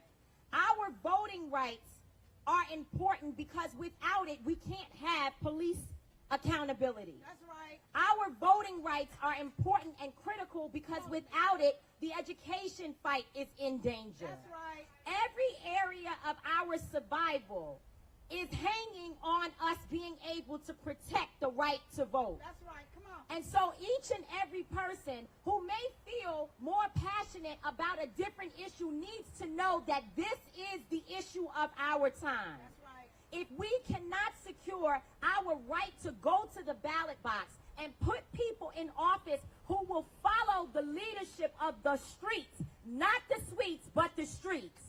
If we cannot make that decision, then everything we've been fighting for in all the other areas will be for naught. That's right. And so we want to make sure that our movement to protect our right to vote is strong and that everyone knows that you have a place at the table, that this is a table that should be built by all of us and that all of us need to be standing together.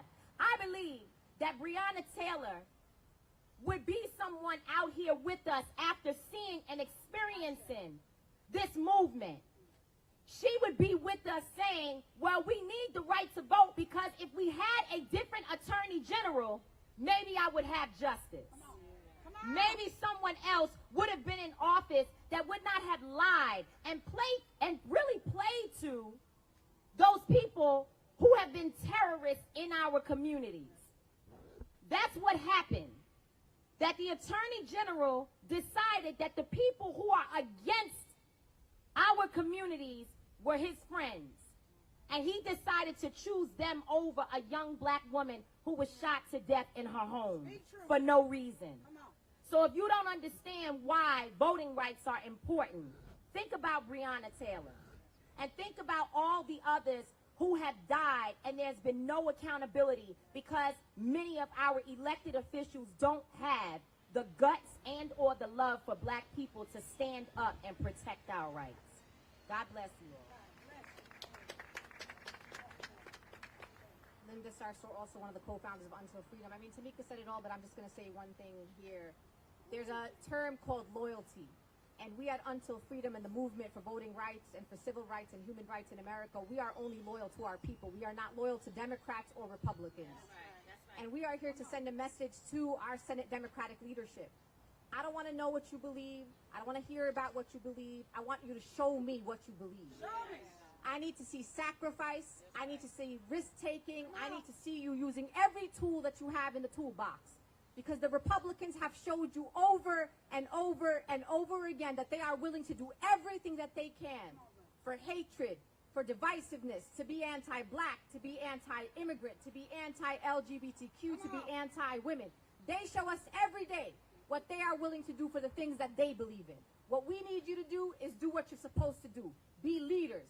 You right now are in the majority, and you need to end the filibuster, and you need to find a way to end the filibuster. Whatever you got, if you got to chain yourself to McConnell's office, if you got to come out to these streets with us, whatever you need to do, that's what you need to do to make sure that we are not going back 50 years. If you want to honor the legacy of Congressman John Lewis, and it bothers me every time when people invoke his name and say we're good trouble and Congressman John Lewis did this. Congressman John Lewis, he literally spilled blood in those streets. He broke bones in the streets to sacrifice for us to stand here today with the right to vote. So if you honor him, come to the streets, put your bodies on the line, and stop talking and start doing.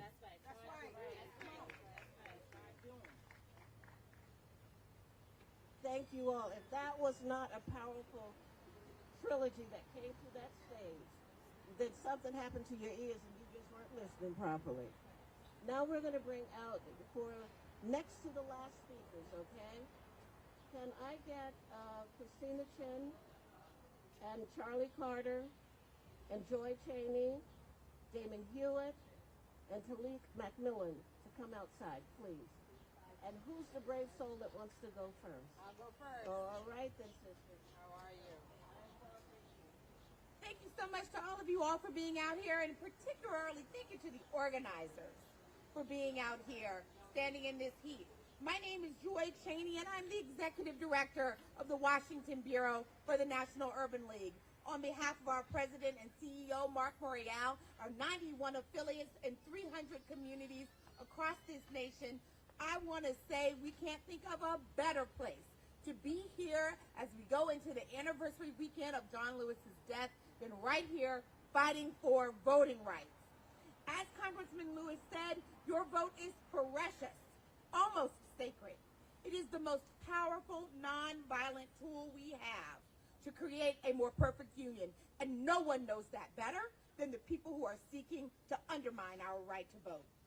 Since November 2020, 48 state legislatures across the country have introduced hundreds of restrictive voting laws that would prevent voters from casting their votes freely, safely, and equally. And with the Supreme Court just over there, most recent decision to uphold suppressive voting rights provisions in Arizona, this further proves that this moment demands that we fight back from narrow voter access and suppressions to our vote. It is intentional and it is pernicious, the movement that is going across the nation. A few weeks ago, the Senate, where I used to work and was right over there, used the filibuster to block advancement of the For the People Act, failing to protect the most fundamental tenet of our democracy. Thus, right now, the Senate has got to make a decision. Would they rather uphold a remnant of institutionalized white supremacy or to honor the right that is granted to all of us under the Constitution? This is not a partisan issue. This is an American issue. So let us do the very thing that Congressman Lewis taught us, create good trouble, and urge Congress to reform the filibuster and pass the For the People Act and the John Lewis Voting Rights Advancement Act. Our democracy depends on it. Thank you. Good afternoon. My name is Christine Chen, and I'm the Executive Director for Asian and Pacific Islander American Vote. We're a national organization, nonpartisan, that works to mobilize Asian American and Pacific Islanders, or AAPIs, in electoral and civic participation. Since our founding in 2007, we've worked with our partners in 28 states to break the perception that our communities are not interested in voting, but in reality have been excluded from this basic right because of the lack of outreach, language accessibility, and limited options to casting a ballot early. Today, we celebrate playing a part in turning out the highest number of APIs in history to vote in the 2020 general elections. This success was driven in large part by the 73% of API voters who use mail-in and early voting. And in places like Georgia, 85% of API's voters chose to vote early. However, we have been dismayed with the growing number of state voting laws that make it harder to vote. We particularly condemn laws that limit early and mail-in voting. We know how difficult it is also to understand ballots, even for those of us who are English proficient. Mail-in ballots allow our voters to complete their ballot at home while receiving language support from family and friends. These restrictions and eliminations of these options, as well as repressive voting registration efforts, will limit API votes, depress turnout, and weaken our community's voice. Let me be clear, laws that strip access to early voting, revoke same-day voter registration, and even criminalize handing out food or drink to voters waiting in line do not protect democracy. They weaken it.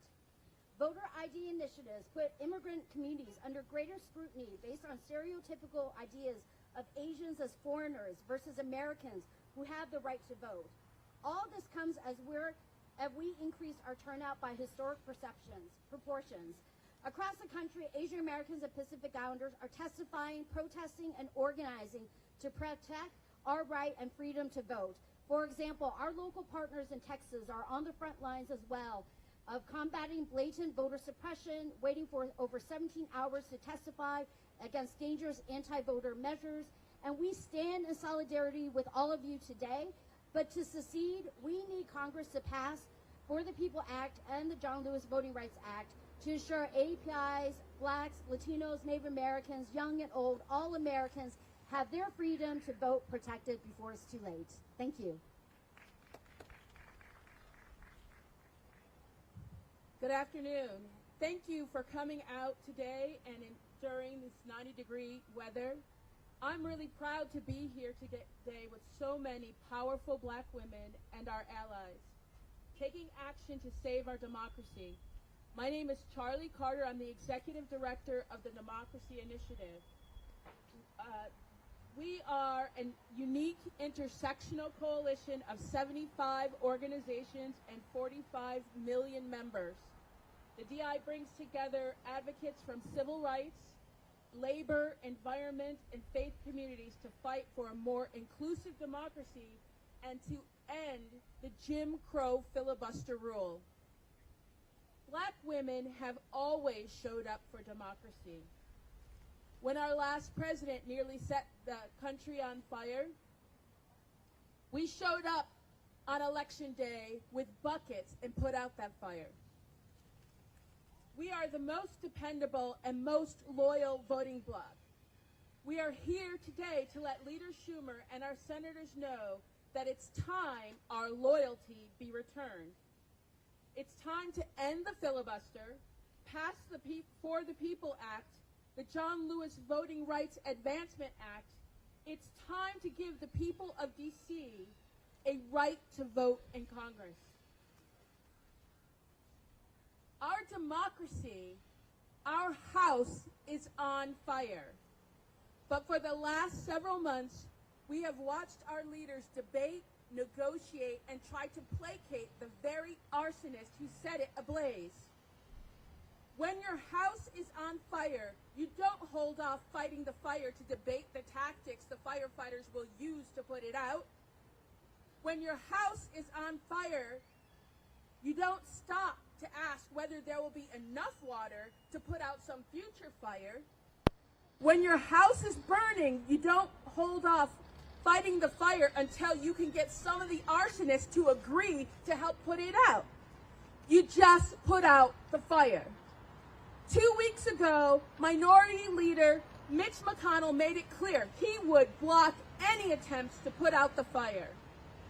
We cannot allow our democracy to be held hostage by Mitch McConnell or that racist relic of white supremacy called the filibuster rule. It's time to end the filibuster. It's time to pass the For the People Act. It's time to finally give black and brown voters the permanent protection that they have deserved for the last 50 years. Thank you.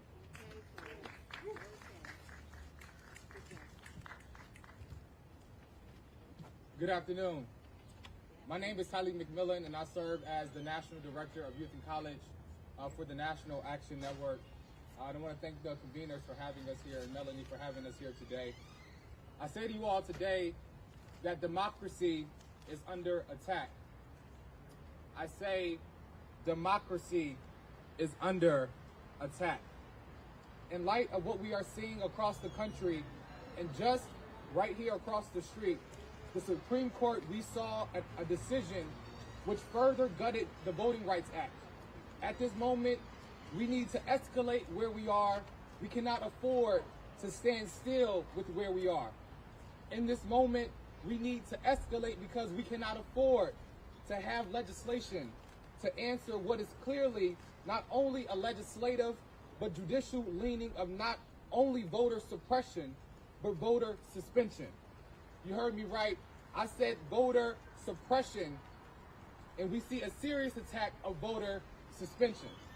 I don't know about you, but I can't seem to understand the limit to early voting.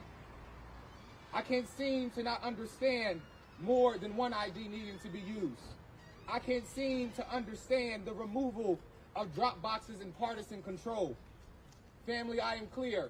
I'm clear that Medgar Evers was not murdered on his lawn in front of his children and in front of his wife by the Klansmen, so we can hold positions and be in charge. I'm clear, family, that Fannie Lou Hamer didn't say, "I'm sick and tired of being sick and tired," and Martin Luther King was not jailed in Alabama, knifed in his chest, shot down in cold blood on the balcony in Memphis, so we can bury our heads today and seek position and not power. I'm clear that John Lewis did not get beat over the head walking across the Edmunds Pettus Bridge, so we can only experience symbolism and not the things we know we all deserve. We deserve and we demand and we require that from these streets to those seats, that the For the People Act and the John Lewis Voting Rights Advancement Act be passed immediately and put on the president's desk to be signed. We cannot wait. We will not wait. Now is not the time to get comfortable or complacent or to feel like we have arrived somewhere. But now is the time, as Reverend Sharpton often says to me, to get active. And that is why on August the 28th, we are convening here in Washington, D.C. and all across the country to march for voting rights in collaboration with Martin Luther King III and other coalition partners. And we're keeping the fire to the streets, which has continued to be done here in this city. And that's why I encourage you all to visit nationalactionnetwork.net to sign up and register so we can show out in the streets to ensure that we protect the right to vote. And in closing, as Red would often say to me, these times that we're in is not about a generation that knows it all. It's not about a generation that has all of the energy, but it is our synergy together that we must stand up and fight back. The National Action Network gets committed. We all here are committed to get this done. It's time to wake up because democracy is under attack. No justice, no peace.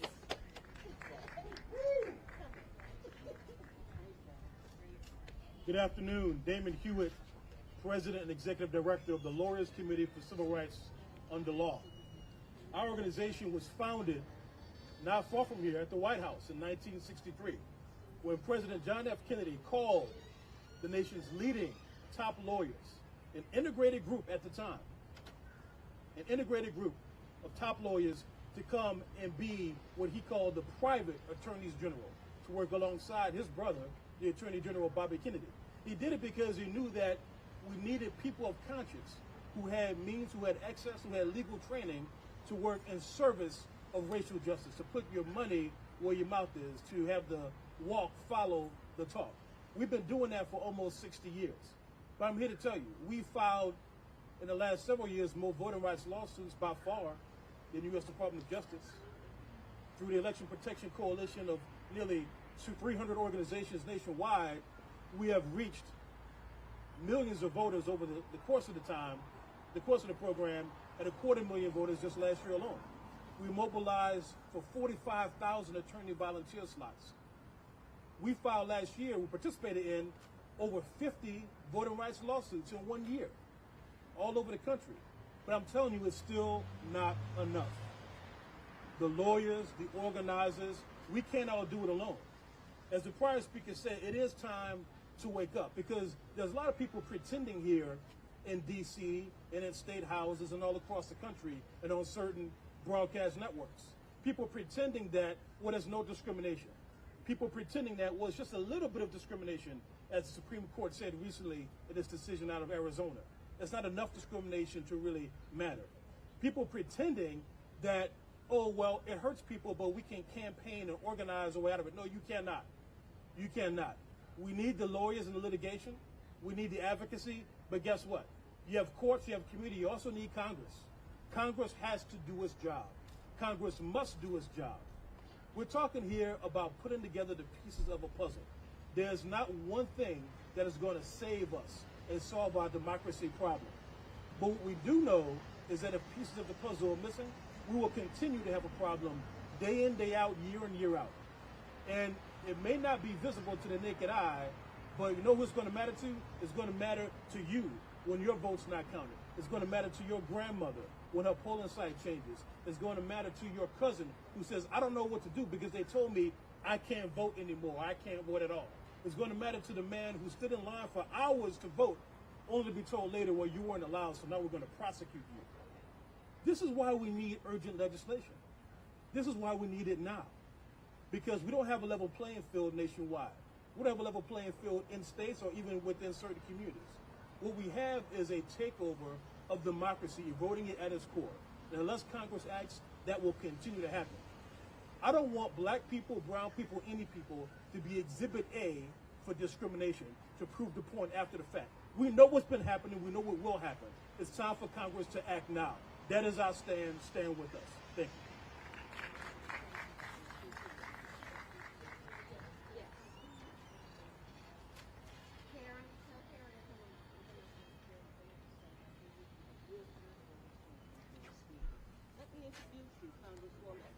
You know, this is a congresswoman who's always in charge, and I am insisting on introducing her this afternoon because, number one, she's a bad sister, and number two, she's my Sora.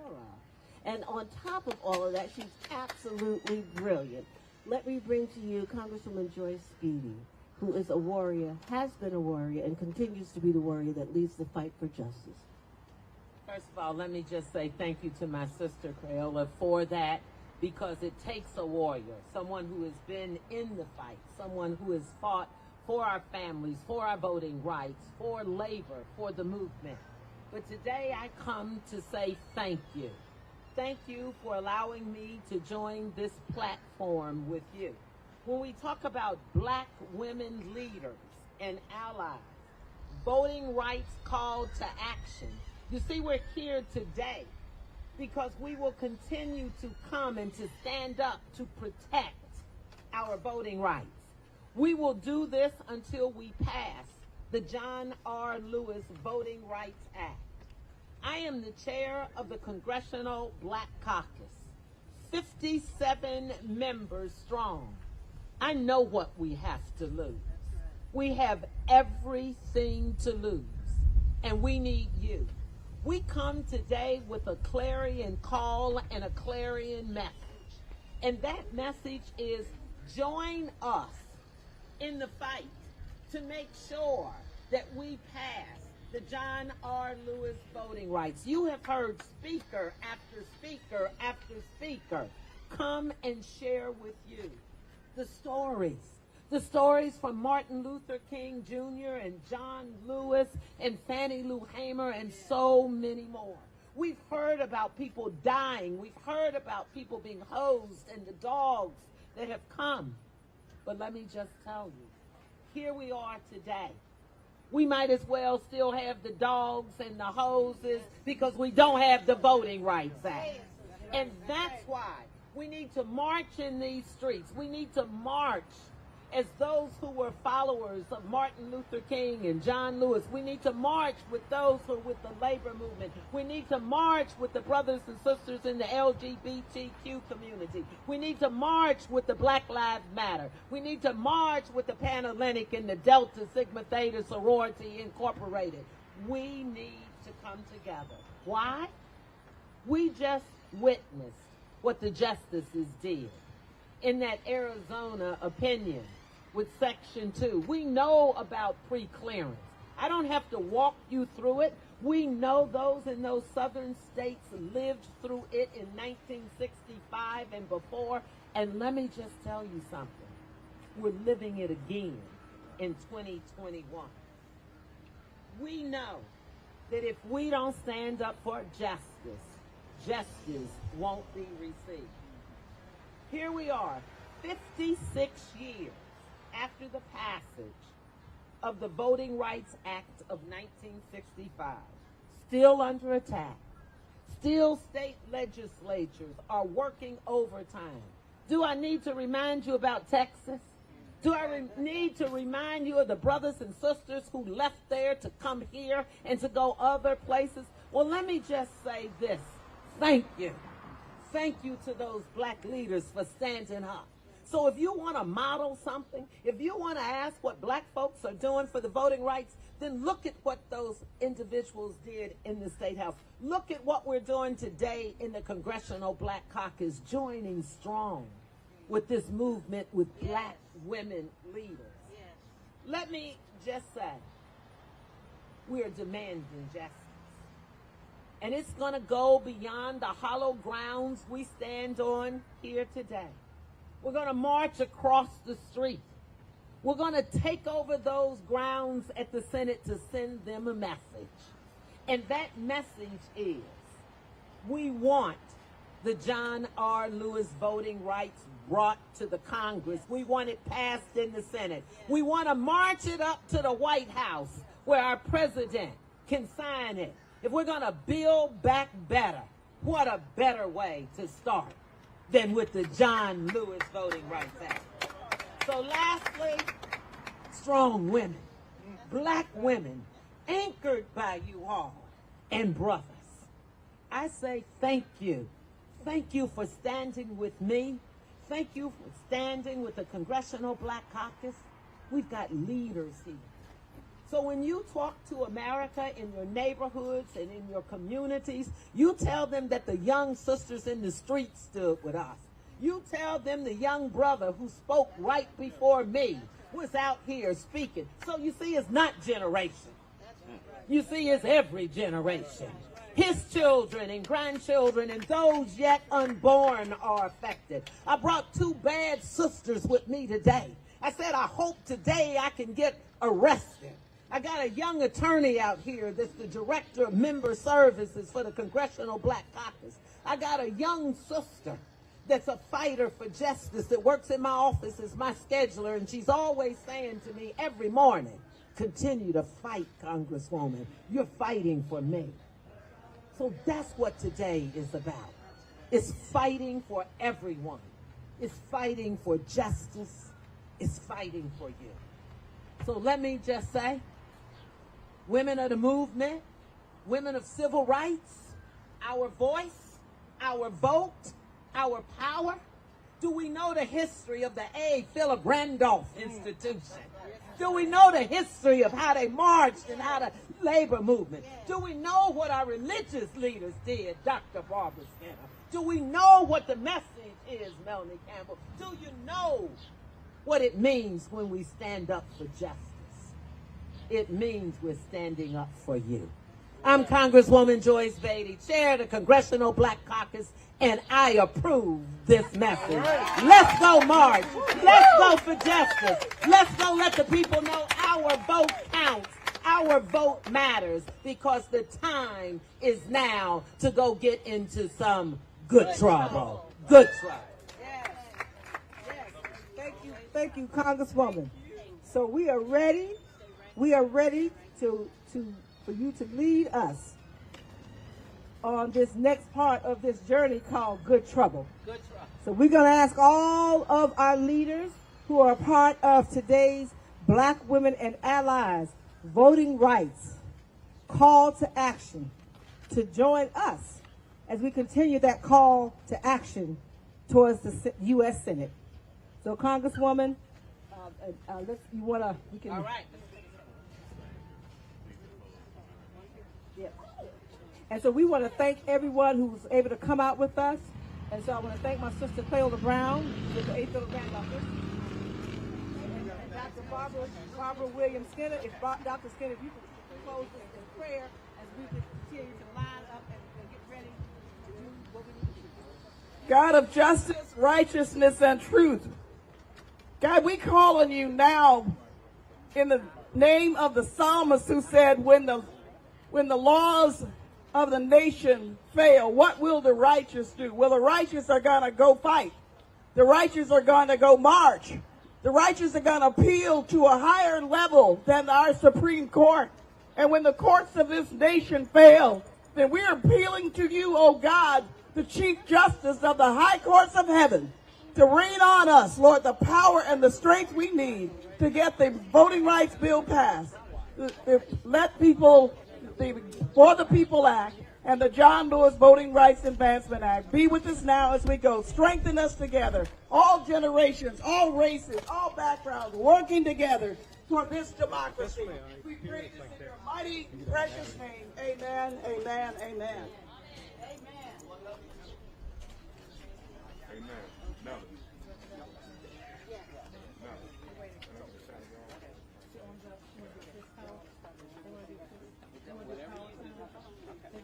Okay, come on. Let's go. Marching for justice. Marching for justice. Marching for justice. Protect our vote. Protect our vote. Freedom vote. Freedom to vote. Freedom to vote. Freedom to vote. Freedom to vote. Freedom to vote. Freedom to vote. Freedom to vote.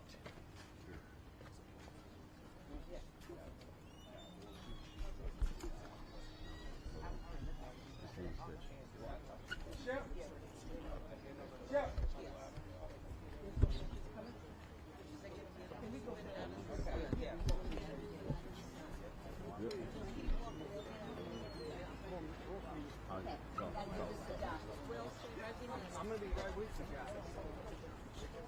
We're following whose direction going? We got staff going. Okay, following you? I'm going to give us time to line up. So we'll stop right here. Stop. Get him out of the building.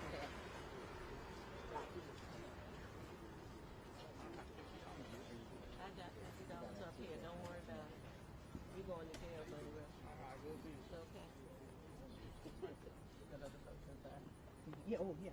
Are they coming out? They're coming out. Hold on a second. So they're going to bring our churches back over. I got to go get my ID. How are you doing? Because they do insist on your ID. They do. They insist on your ID. Yes.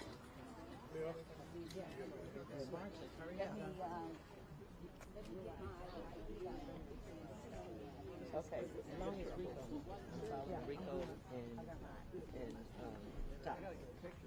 Okay. Are they coming out now? Yeah, okay. I have picture. Okay, go ahead. Go ahead. Here we go. Oh, God. My mask is in my purse. Danielle. I have a mask. How many masks do you have in your pocket? It's in the car. Anything in the purse? My mask must be in the other purse.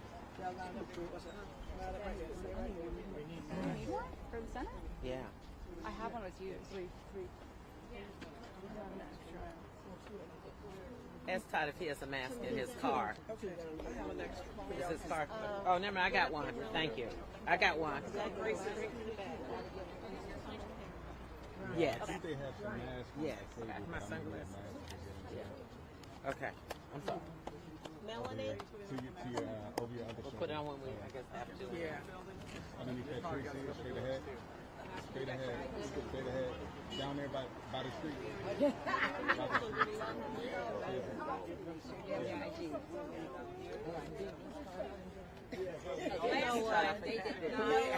Oh, we got the Last week, they did not have us. Just catch them better on the corner. 90 minutes. You spread it out and you will catch it. Okay. Ready? We'll make sure we're lined up. Are we lined up? You know it is lined. 2 by 2. Are we 2 by 2? 2 by 2. 2 by 2. All right, 2 by 2. And then there too. So we're all four together. Like 4 Okay. Yeah. Right. Okay. 2 or 4, whatever the time is. But we're going to start with 4. Let's go right and then 2 by 2. All right, y'all ready? Yes. All right. Ain't gonna let nobody turn me around, turn me around, turn me around. Ain't gonna let nobody turn me around. I'm gonna keep on walking, keep on talking, marching up to freedom's land. Racism ain't gonna let racism turn me around, turn me around, turn me around. Ain't gonna let racism turn me around. Gonna keep on walking, keep on talking, marching up to freedom's land. Well, the first thing I did right was the day I started to fight. Keep your eyes on the prize and hold on, hold on. Well, the last thing I did wrong, I stayed in the wilderness a day too long. Keep your eyes on the prize and hold on, hold on. Hold on, hold on, hold on. Keep your eyes on the prize and hold on, hold on. We shall not be moved. We shall not be moved, just like a tree that's planted by the waters. We shall not be moved. We shall not be moved. We shall not be moved, just like a tree that's planted by the waters. We shall not be moved. Oh, freedom. Oh, freedom. Oh, freedom over me, over me. And before I be a slave, I'll be buried in my grave and go home to my Lord and be free. And be free. Amen. Freedom to vote. Freedom to vote. Freedom to vote. Freedom to vote. Freedom to vote. Freedom to vote. Freedom to vote. Freedom to vote. Freedom to vote. Freedom to vote. Freedom to vote. Freedom to vote. Freedom to vote. Freedom to vote. Freedom to vote. Freedom to vote. Freedom to vote. Freedom vote. Freedom vote. Freedom vote. Freedom vote. Freedom vote. Black women. Freedom vote. Black women. Freedom vote. Black women. Black women. Freedom vote. Black women. Freedom vote. Black women. Freedom vote. Black women. Freedom vote. Black women. Freedom vote. Black women. Freedom vote. Black women. Freedom vote. Black women. Freedom vote. Black women. Freedom vote. Black women. Freedom vote. Black women. Freedom vote. Black women. Freedom vote. Black women. Freedom vote. Black women.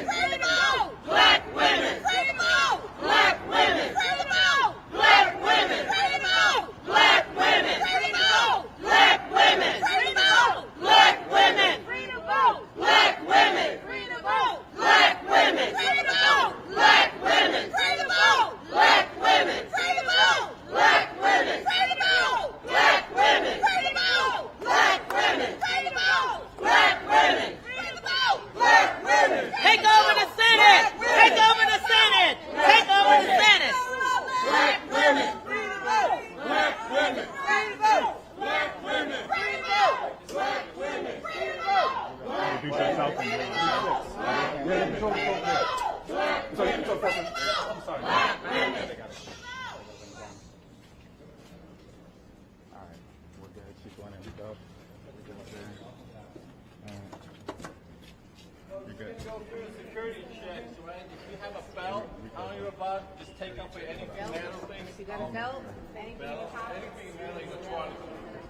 Okay. Be careful. If you guys can make the order, Sure. Just line. make a line here. I'm gonna make a line. We go. Oh, yeah. Actually,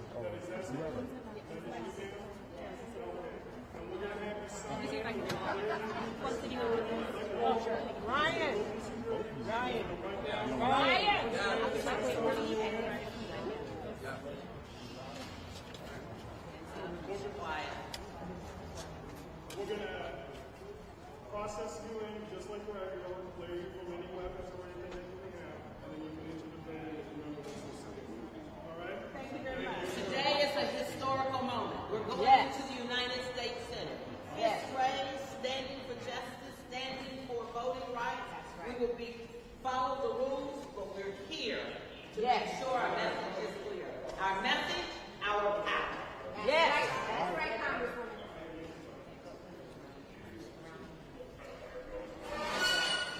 keep them up.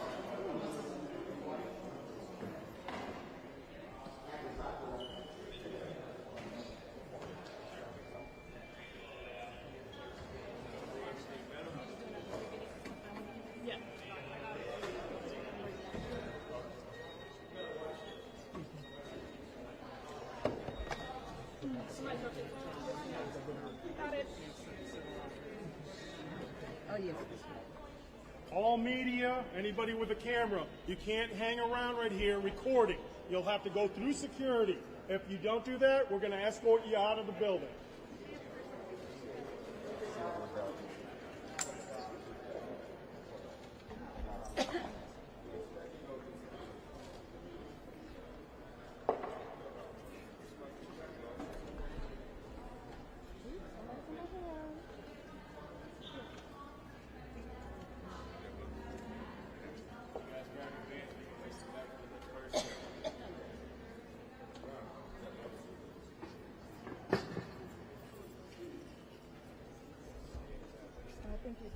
All right, folks, so we're about to go through security. So y'all see a little darkness, that means going through the metal detector, okay?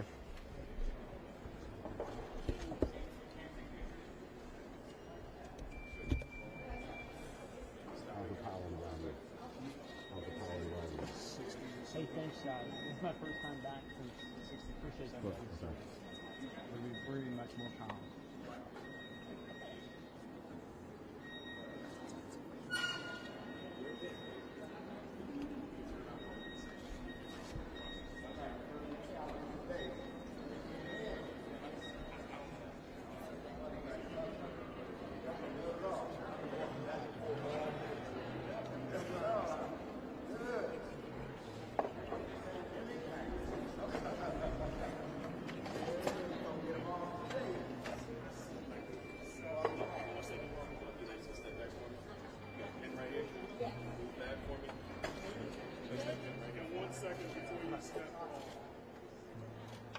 As of right now, the member of Congress is allowing escorting 30 people in. We're cutting it off 30 people. All right? If you're media, you must have your media passes to come into the building, unless you're part of the group that the member of Congress is escorting. So right now, there's only 30 people are going to be allowed in the building. Do we have an understanding? Thank you. Yes, sir, what do you think?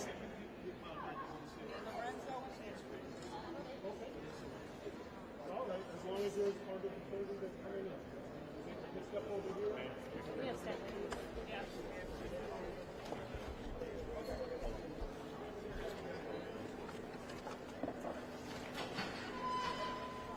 Is this you right here?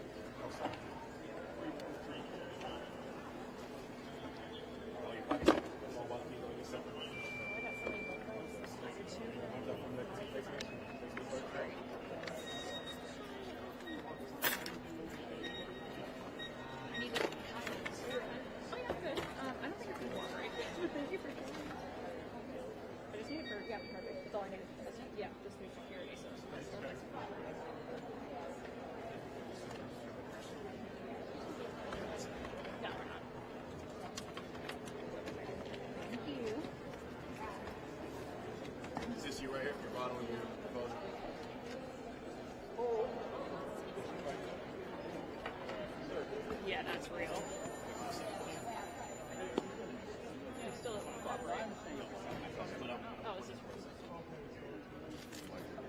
You think? White shirt. Yeah. Hey, I gotta go. What's up? Davis and us.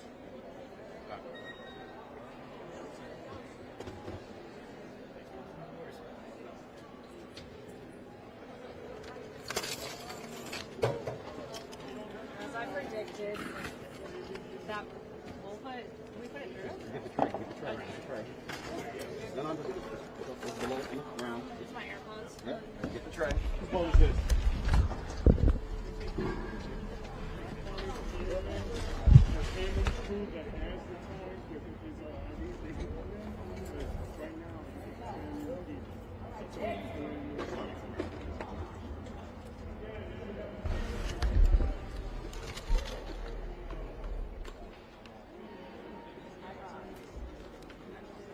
Okay.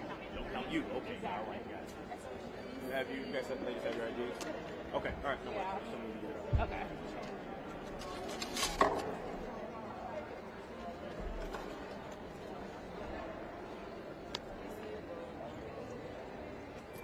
I gotta find mine. I just lost my ID, I think. Did you find your ID? Yeah. You need there in a person. Did you? Because I just need to find my congressional. I was like, well, mine still hasn't come through yet, so I think it might be. I don't know if it came through or not, or if I just lost it. My stuff hasn't come through yet. Oh, that's right. Put it in this thing. Thank you. You're good. Thank you. This is her baggie? Yes, that's her jail bag. Okay. Give me 2 seconds. This you? Camera? This is you. Me. Oh, okay. All right. Come on, boss. Shout out for me like a T.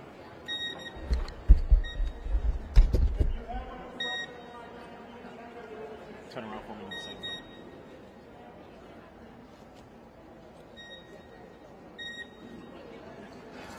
Cool.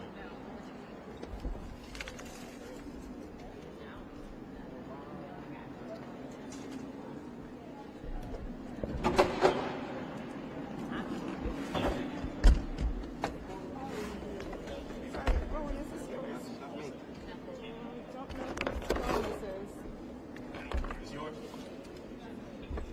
Anybody's phone? Anybody missing the phone? Anybody missing the phone? Missing the phone. That might be. Let me see it. Anybody cross Delta Land missing a phone? Somebody's phone, somebody's missing their phone. It's a Delta? Everybody got their phone. Ah, it's a Delta. You red missing a phone. Delta. Everybody over here seem to have their phone.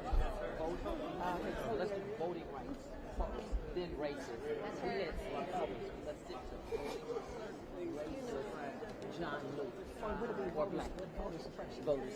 We gotta say against. And yeah. Long voting. Right. Unless it's fighting voting. Oh, okay. All right, cool. But do it your way. Voter suppression. We all been there. What we're demanding. Like this is about demanding voting. Excuse me. I needed to give you a responsibility, but I decided that you're the wrong person for me to tell. I was going to ask you and Latasha to let my people know where we're being released to, but I realized the two of y'all will be together somewhere talking about, oh shit. Did you tell? It was your job. Oh, really? I'm just live streaming. I don't know about. I know. That's what I'm saying. That's why I'm not leaving you with responsibility over my life. Right. My job is to record you getting arrested. That's my job. Yeah, but I needed somebody that was going to be responsible for me. Oh, that ain't And me. Linda. That's a shame. That ain't me. Yeah. That's a shame. My son, if you watching, show up. I mean, he's supposed to. No, I knew that. I said, don't leave Roland with this responsibility and her either, because the two of y'all will be together talking about, oh shit. Because, somebody got to, somebody got to be Did the we one. call, did somebody call for Tamika? Right. So, no. I mean, but They asked me I for my have brother. a I got great my video. brother. I said, my brother ain't trying to That's hear great this. video. You getting handcuffed. I mean, that'd be great video. Roland. They said emergency contact. I put my mother. And I Your put next mother's to not it, even- do not call. Oh, precisely. That's my wife. Because she leave her phone downstairs. I said, do not call. Is she still skating in the house? Yes.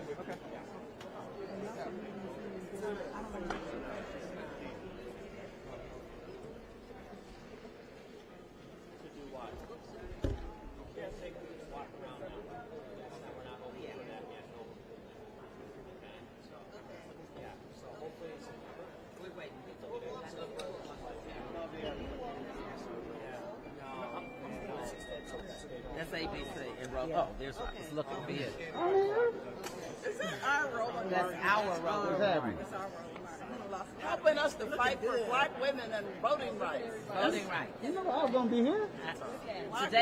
Today we're sending a strong message. We have black leaders from across the country. Black leaders who marched with John Lewis. Yes. Black leaders who have taught us the meaning and the value of Black Lives Matter in their way. Yes. When you put us together, you get black women leaders and allies, brothers joining us.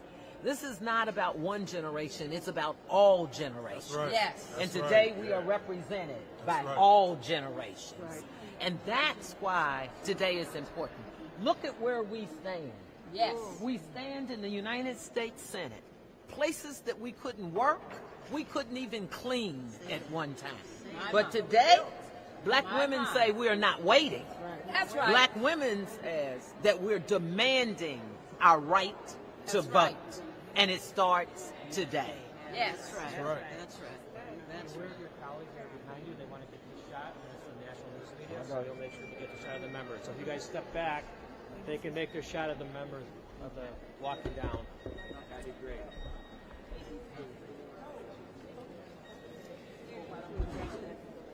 Maybe back a little bit. You guys just keep fading back and beware of your colleagues behind you.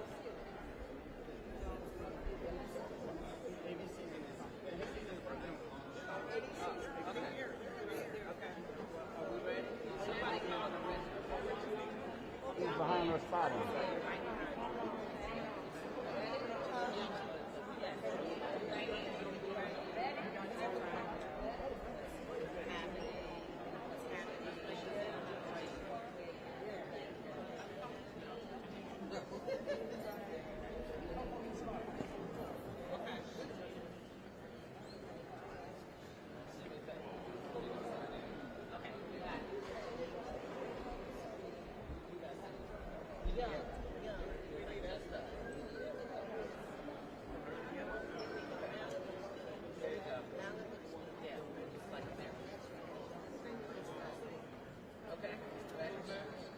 Ain't gonna let nobody turn me around, turn me around, turn me around. Ain't gonna let nobody turn me around. Gonna keep on walking, keep on talking, marching out to freedom land. We fight for voting rights. Don't turn me around, turn me around. Turn me around, we fight for voting rights, and we turn me around. We're gonna keep on walking, keep on talking, marching up to freedom land. Well, the first thing I did right was the day I started to fight. Keep your eyes on the prize and hold on.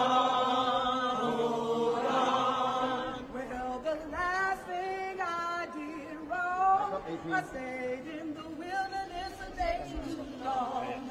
Keep your eyes on the prize and hold on, hold on, hold on, hold on, hold on. Keep your eyes on the prize and hold on. We shall not be moved. We shall not be moved. Just like the tree that's planted by the waters. We shall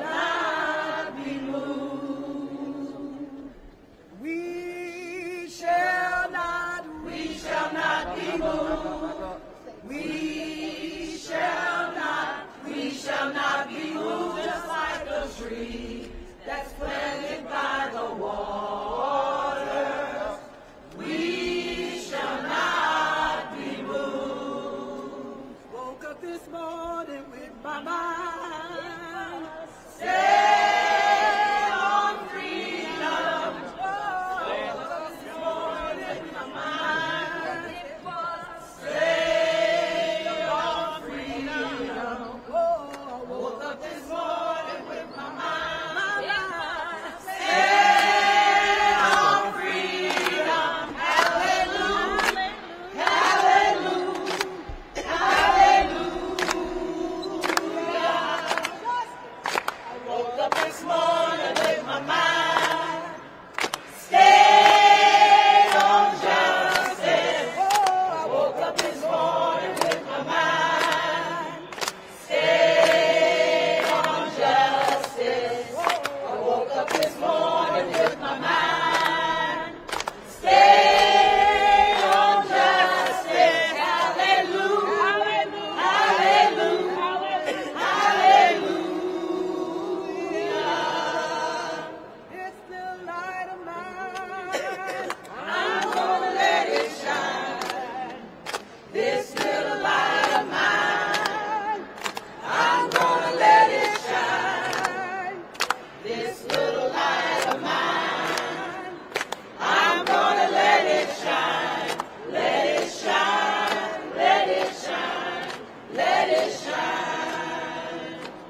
Ain't gonna let nobody turn me around. Turn me around. Turn me around. Ain't gonna let nobody turn me around. I'm gonna keep on walking. Keep on talking. Marching up the freedom land. Racism ain't gonna let racism turn me around. Inspector Ayers with the Capitol Police, can I have your attention? You are currently demonstrating in an unauthorized area. Subject to arrest.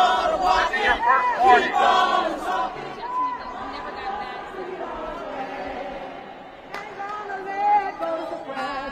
Turn me around, don't let it turn me around.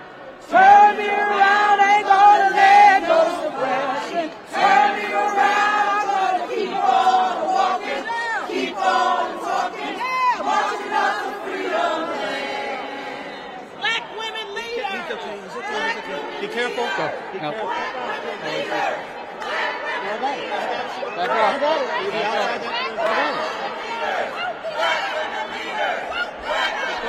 Other side of the benches, please. This will be the arresting zone, and you'll be outside that arresting zone. Be careful, be careful, be careful. Gotta move back. Gotta go back. Please. Thank you.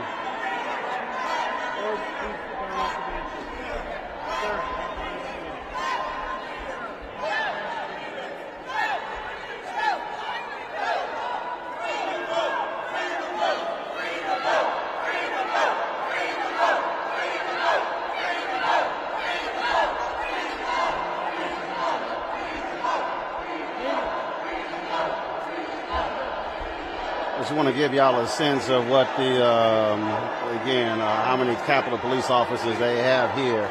Establishes perimeter. And you got staffers all up here as well.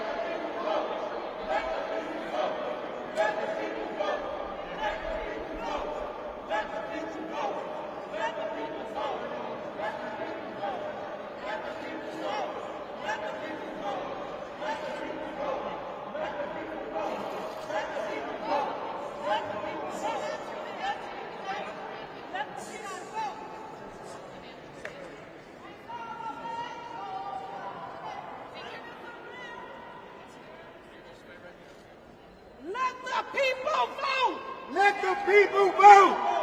Let the people vote. Let the people vote. Let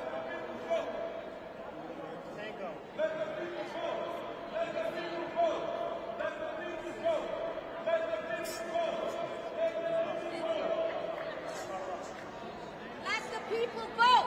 Let the people vote. Let the people vote. Let the people vote. Let the people vote.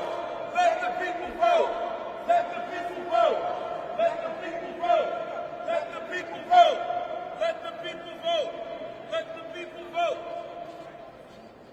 Let the people vote. Let the people vote. Let the people vote. Let the people vote.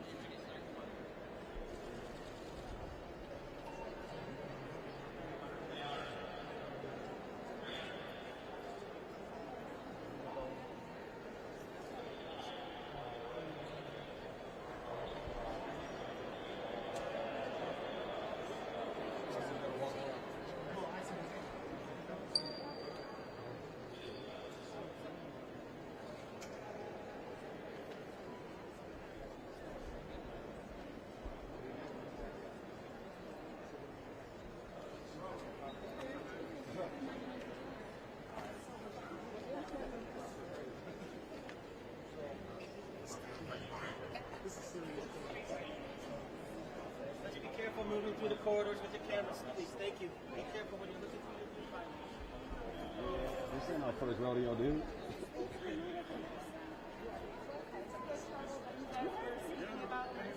Is this what it's going to take? It takes this every day. We have to do this every day. We have to make a habit protest. We have to make a habit bringing our kids out, our families out, our grandmothers out, our children out. All over the country. Church, Not sports, just here. entertainers, all of us have got to go fight for our freedom or we're going to lose it. That's did it in literally the how 60s, close we've come. And here we are, 40 years later. I will be back Yes, as we long will. as I can. This is what I'm so democracy angry. looks like. This is what democracy looks like. This is what democracy looks like. This is what democracy looks like. Keep fighting. This is what democracy looks Don't like. give up. This is what democracy Don't back looks down. like. This is what democracy Keep looks coming. like. This is what democracy looks like. This is what democracy looks like. This is what democracy looks like. This is what democracy looks like. This is what democracy looks like. This is what democracy looks like. This is what 40 democracy years looks ago. like. And everything they gave us, they took away. Every law you can think about, they can just write up, just with a stroke of a pen, take our rights away. We appreciate you not filming these security measures. Thank you. Well, voting should be fundamental for everybody. There should be no laws. People should be able to vote and register from the day they're born and choose not to vote or not. This is all mechanisms to keep black people from voting. And if we don't vote, the country goes down. We don't vote, they don't win. This is what democracy looks like. This is what democracy looks like. This is what democracy looks like. This is what democracy looks like. This is what democracy looks like. This is what democracy looks like. This is what democracy looks like. This is what democracy looks like. This is what democracy looks like. This is what democracy looks like. This is what democracy looks like. This is what democracy looks like. This is what democracy looks like. This is what democracy looks like. He's got the card. Okay. All right. All right. I'll see you guys. Okay. Take care. God Love bless you. Thank you. Okay. God bless you. Always a pleasure. Thank you. Thank you. I'll be back. I'm never going to back down. Never going to stop. Fighting to my death. And my kids are going to fight. Come on! I'm not going to do it to us again. 60 years of this. All the bills, 13, 14, 15th Amendment, 1964, 65. And we're back here again? Are you kidding me? I'm madder than I've ever been. Death or vote. You're going to have to vote. And I'm telling everybody, if the black people stop from voting, everybody loses. It's not a black battle. It's a democracy battle. All the Democrats need to be out here. All the people of color and all the people of righteousness need to be out here. It's not a black battle. It's a moral battle. It's a moral law. They're trying to take everything from us. If we don't vote, we die. If we don't vote, Jim Crow. If we don't vote, separate bathrooms. If we don't vote, slavery.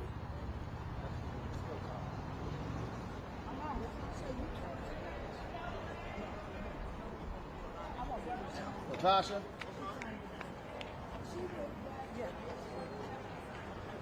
So if somebody's watching and they're saying, why get arrested? What's the whole point? It's fruitless. What do you tell them? No, it's not fruitless. Anytime that black folks have stood up, right, whenever we work together, when we stand for what is right, it makes a difference. We have to recognize, we have to resist. When people are coming at our community, when people are trying to deny us our right, when people are trying to deny us our humanity, it is up to us to take a stand. That we literally have to do something. You can't let people attack your community and there's no response. So we are here. We will be here every single week. That we've got to be here because we're not going to go back. That our people have fought too long. There are folks who have died. That where I'm from in Selma, Alabama on the Edmund Pettus Bridge, where our people literally gave their lives, right, and were beat, and we have blood still on the bridge because we stood for the right to vote. This place literally does not have the right to undermine our democracy. This place does not have the right to undermine our humanity. We're standing here not because we believe in a system. We believe in us, and we believe in our own agency. And we believe that in our agency, we have the right to make a decision. Any decision being made about me and my family, I have to be a part of that decision-making process. And so anybody that's watching this, every day, there are decisions that are being made in this place that are impacting our children, that are impacting our families, that are impacting our community. And you have a responsibility to stand for it. You have a responsibility to stand for what it is that you believe in. So no, this isn't a matter of what is right or what should you do or does it matter or not. Anytime I'm operating in the fullness of my power, because God gave me that, not the U.S. Constitution. It is God that says that I have agency, that gave me that, because my life matters. And all the people in my community, our lives matter. And if we believe that, we have to stand on it. We have to act on it. And so that's why we're here at the Senate. And we'll continue to go to the Senate. And we'll go to the White House. And we'll go to the Congress. And we'll go to the streets. We're going to go wherever it's going to take for us to go, because we ain't going back. Yeah, and there's no excuse for anybody. So all those pillow watchers that think they have rights, all those couch warmers that think they doing something, all those people that want to wax philosophical about whether or not black women ought to be here, right now. We have a word for them. It's time for you to get up and join us. And it's not just a black thing. It is for every one of us. This democracy, I thought on one day, it was about one group of people. Now I have an understanding that there's a group of people in power here that will perish. They will give up on democracy to keep power. Now, anybody that understands that, that's what time it really is. So it is not about a partisan thing. It is not about a black thing. And it's not just about my interests. This is about, some of us have bled into this. And all of a sudden, when we get the right to have some majority ruling, it's going to be a new day? I think not. We have come to Washington. I traveled here from Georgia. I'm sitting in hot D.C. to say not on my watch. No, but they're doing this not because we're losing, family. We are winning. We are changing the political landscape in this country. We are changing what it looks like. And so that is literally why this fight is about. This fight is because people are stepping up. This fight is because people came out and voted last election. Deborah? Yes, step on that. So we are glad that people are here, but we're going to keep coming out. We came from Georgia and we're bringing back buses. We will continue to come out. We helped to get the vote in Georgia, to help to get 2 U.S. senators, and to help to flip the state. And we will not be deterred. So we came up from Georgia and we came to D.C. and we're going to keep coming. We're going to keep coming and we're going to keep coming. We're going to keep voting. We're going to keep coming, because this is how democracy works. This is what democracy looks like. When black women Come out and stand on the front line. That's when things change. And we changed this last election, and we're going to change the next election. So our message to our congressional representatives is, if you don't represent us, someone else will, because we will vote. Yes. Ariel Singleton, tell us about the black youth.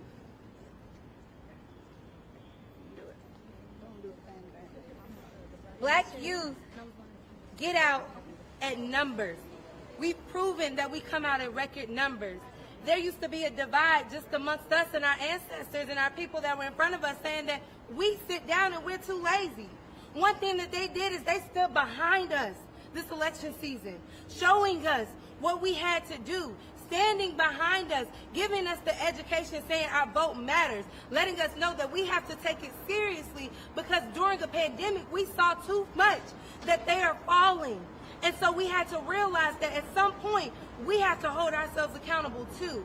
And the thing is when we hold ourselves accountable, when you say that the children are the future and the youth are the future, and the youth come out and show you that they care about their future, and you decide to strip them away because it worked too well for you, that you want to keep them quiet and shut them up and shush them like they're babies, it's not fair.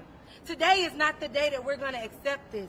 We're not going to accept it tomorrow either. So if we have to keep coming back and keep coming back and keep coming back, like Ms. Scott said, we're going to have to do that. We have something on the table called For the People. For the people. I'm not just talking about one set of people or people behind these doors, people that have money in their pockets. I'm talking about the people, all people. So until all people included, LGBTQIA+, women, black men, black youth, kids, indigenous individuals, black and brown, students. Until that happens, we will not stop. And even when it happens, we won't stop, because we're going to hold you accountable, because you need to maintain that. So coming from Georgia, all of us that organize in Georgia stand on the shoulders of Dr. Lowry, of course Dr. King, but Reverend James Orange was the organizer that taught us how to do what we needed to do. And we have today his very own Jemida Orange to put it down and connect all of those dots from then till now. And Jemida, you gotta drop it for this moment. All I want everybody to understand, being the daughter of the late Reverend James Orange, who stood in a jail cell about to die for this right, is that we came this long way. He and my mother, Mrs. Cleophas Orange, they fought for this right. They thought we had it, and now we're fighting for it again. It is a tad bit overwhelming that I'm still fighting this fight that they thought they had won. But that's okay, because we are going to take it all the way, and that means we're coming to a street near you. We're not going down lightly. And so be prepared, because the legacy of all of the civil rights, all of the human rights, all of the labor rights activists, we're coming together as a collective to demand that we have the proper right to vote. Thank you.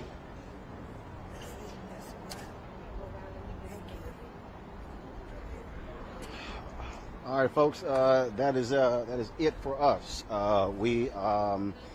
There's been a week of action that has been taking place here in D.C. They started on Monday.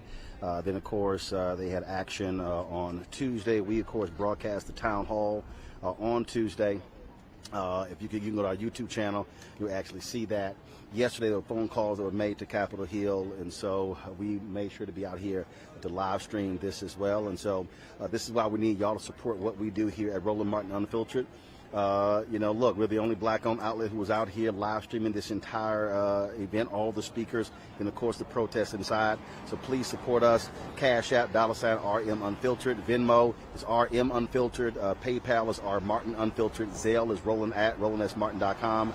Roland@RolandMartinUnfiltered.com. So that is it. It is almost 4 o'clock. I got to go dry off, and then I'll see you a couple of hours from now on Roland Martin Unfiltered at 6 p.m. Eastern. I'll see you then. Holla.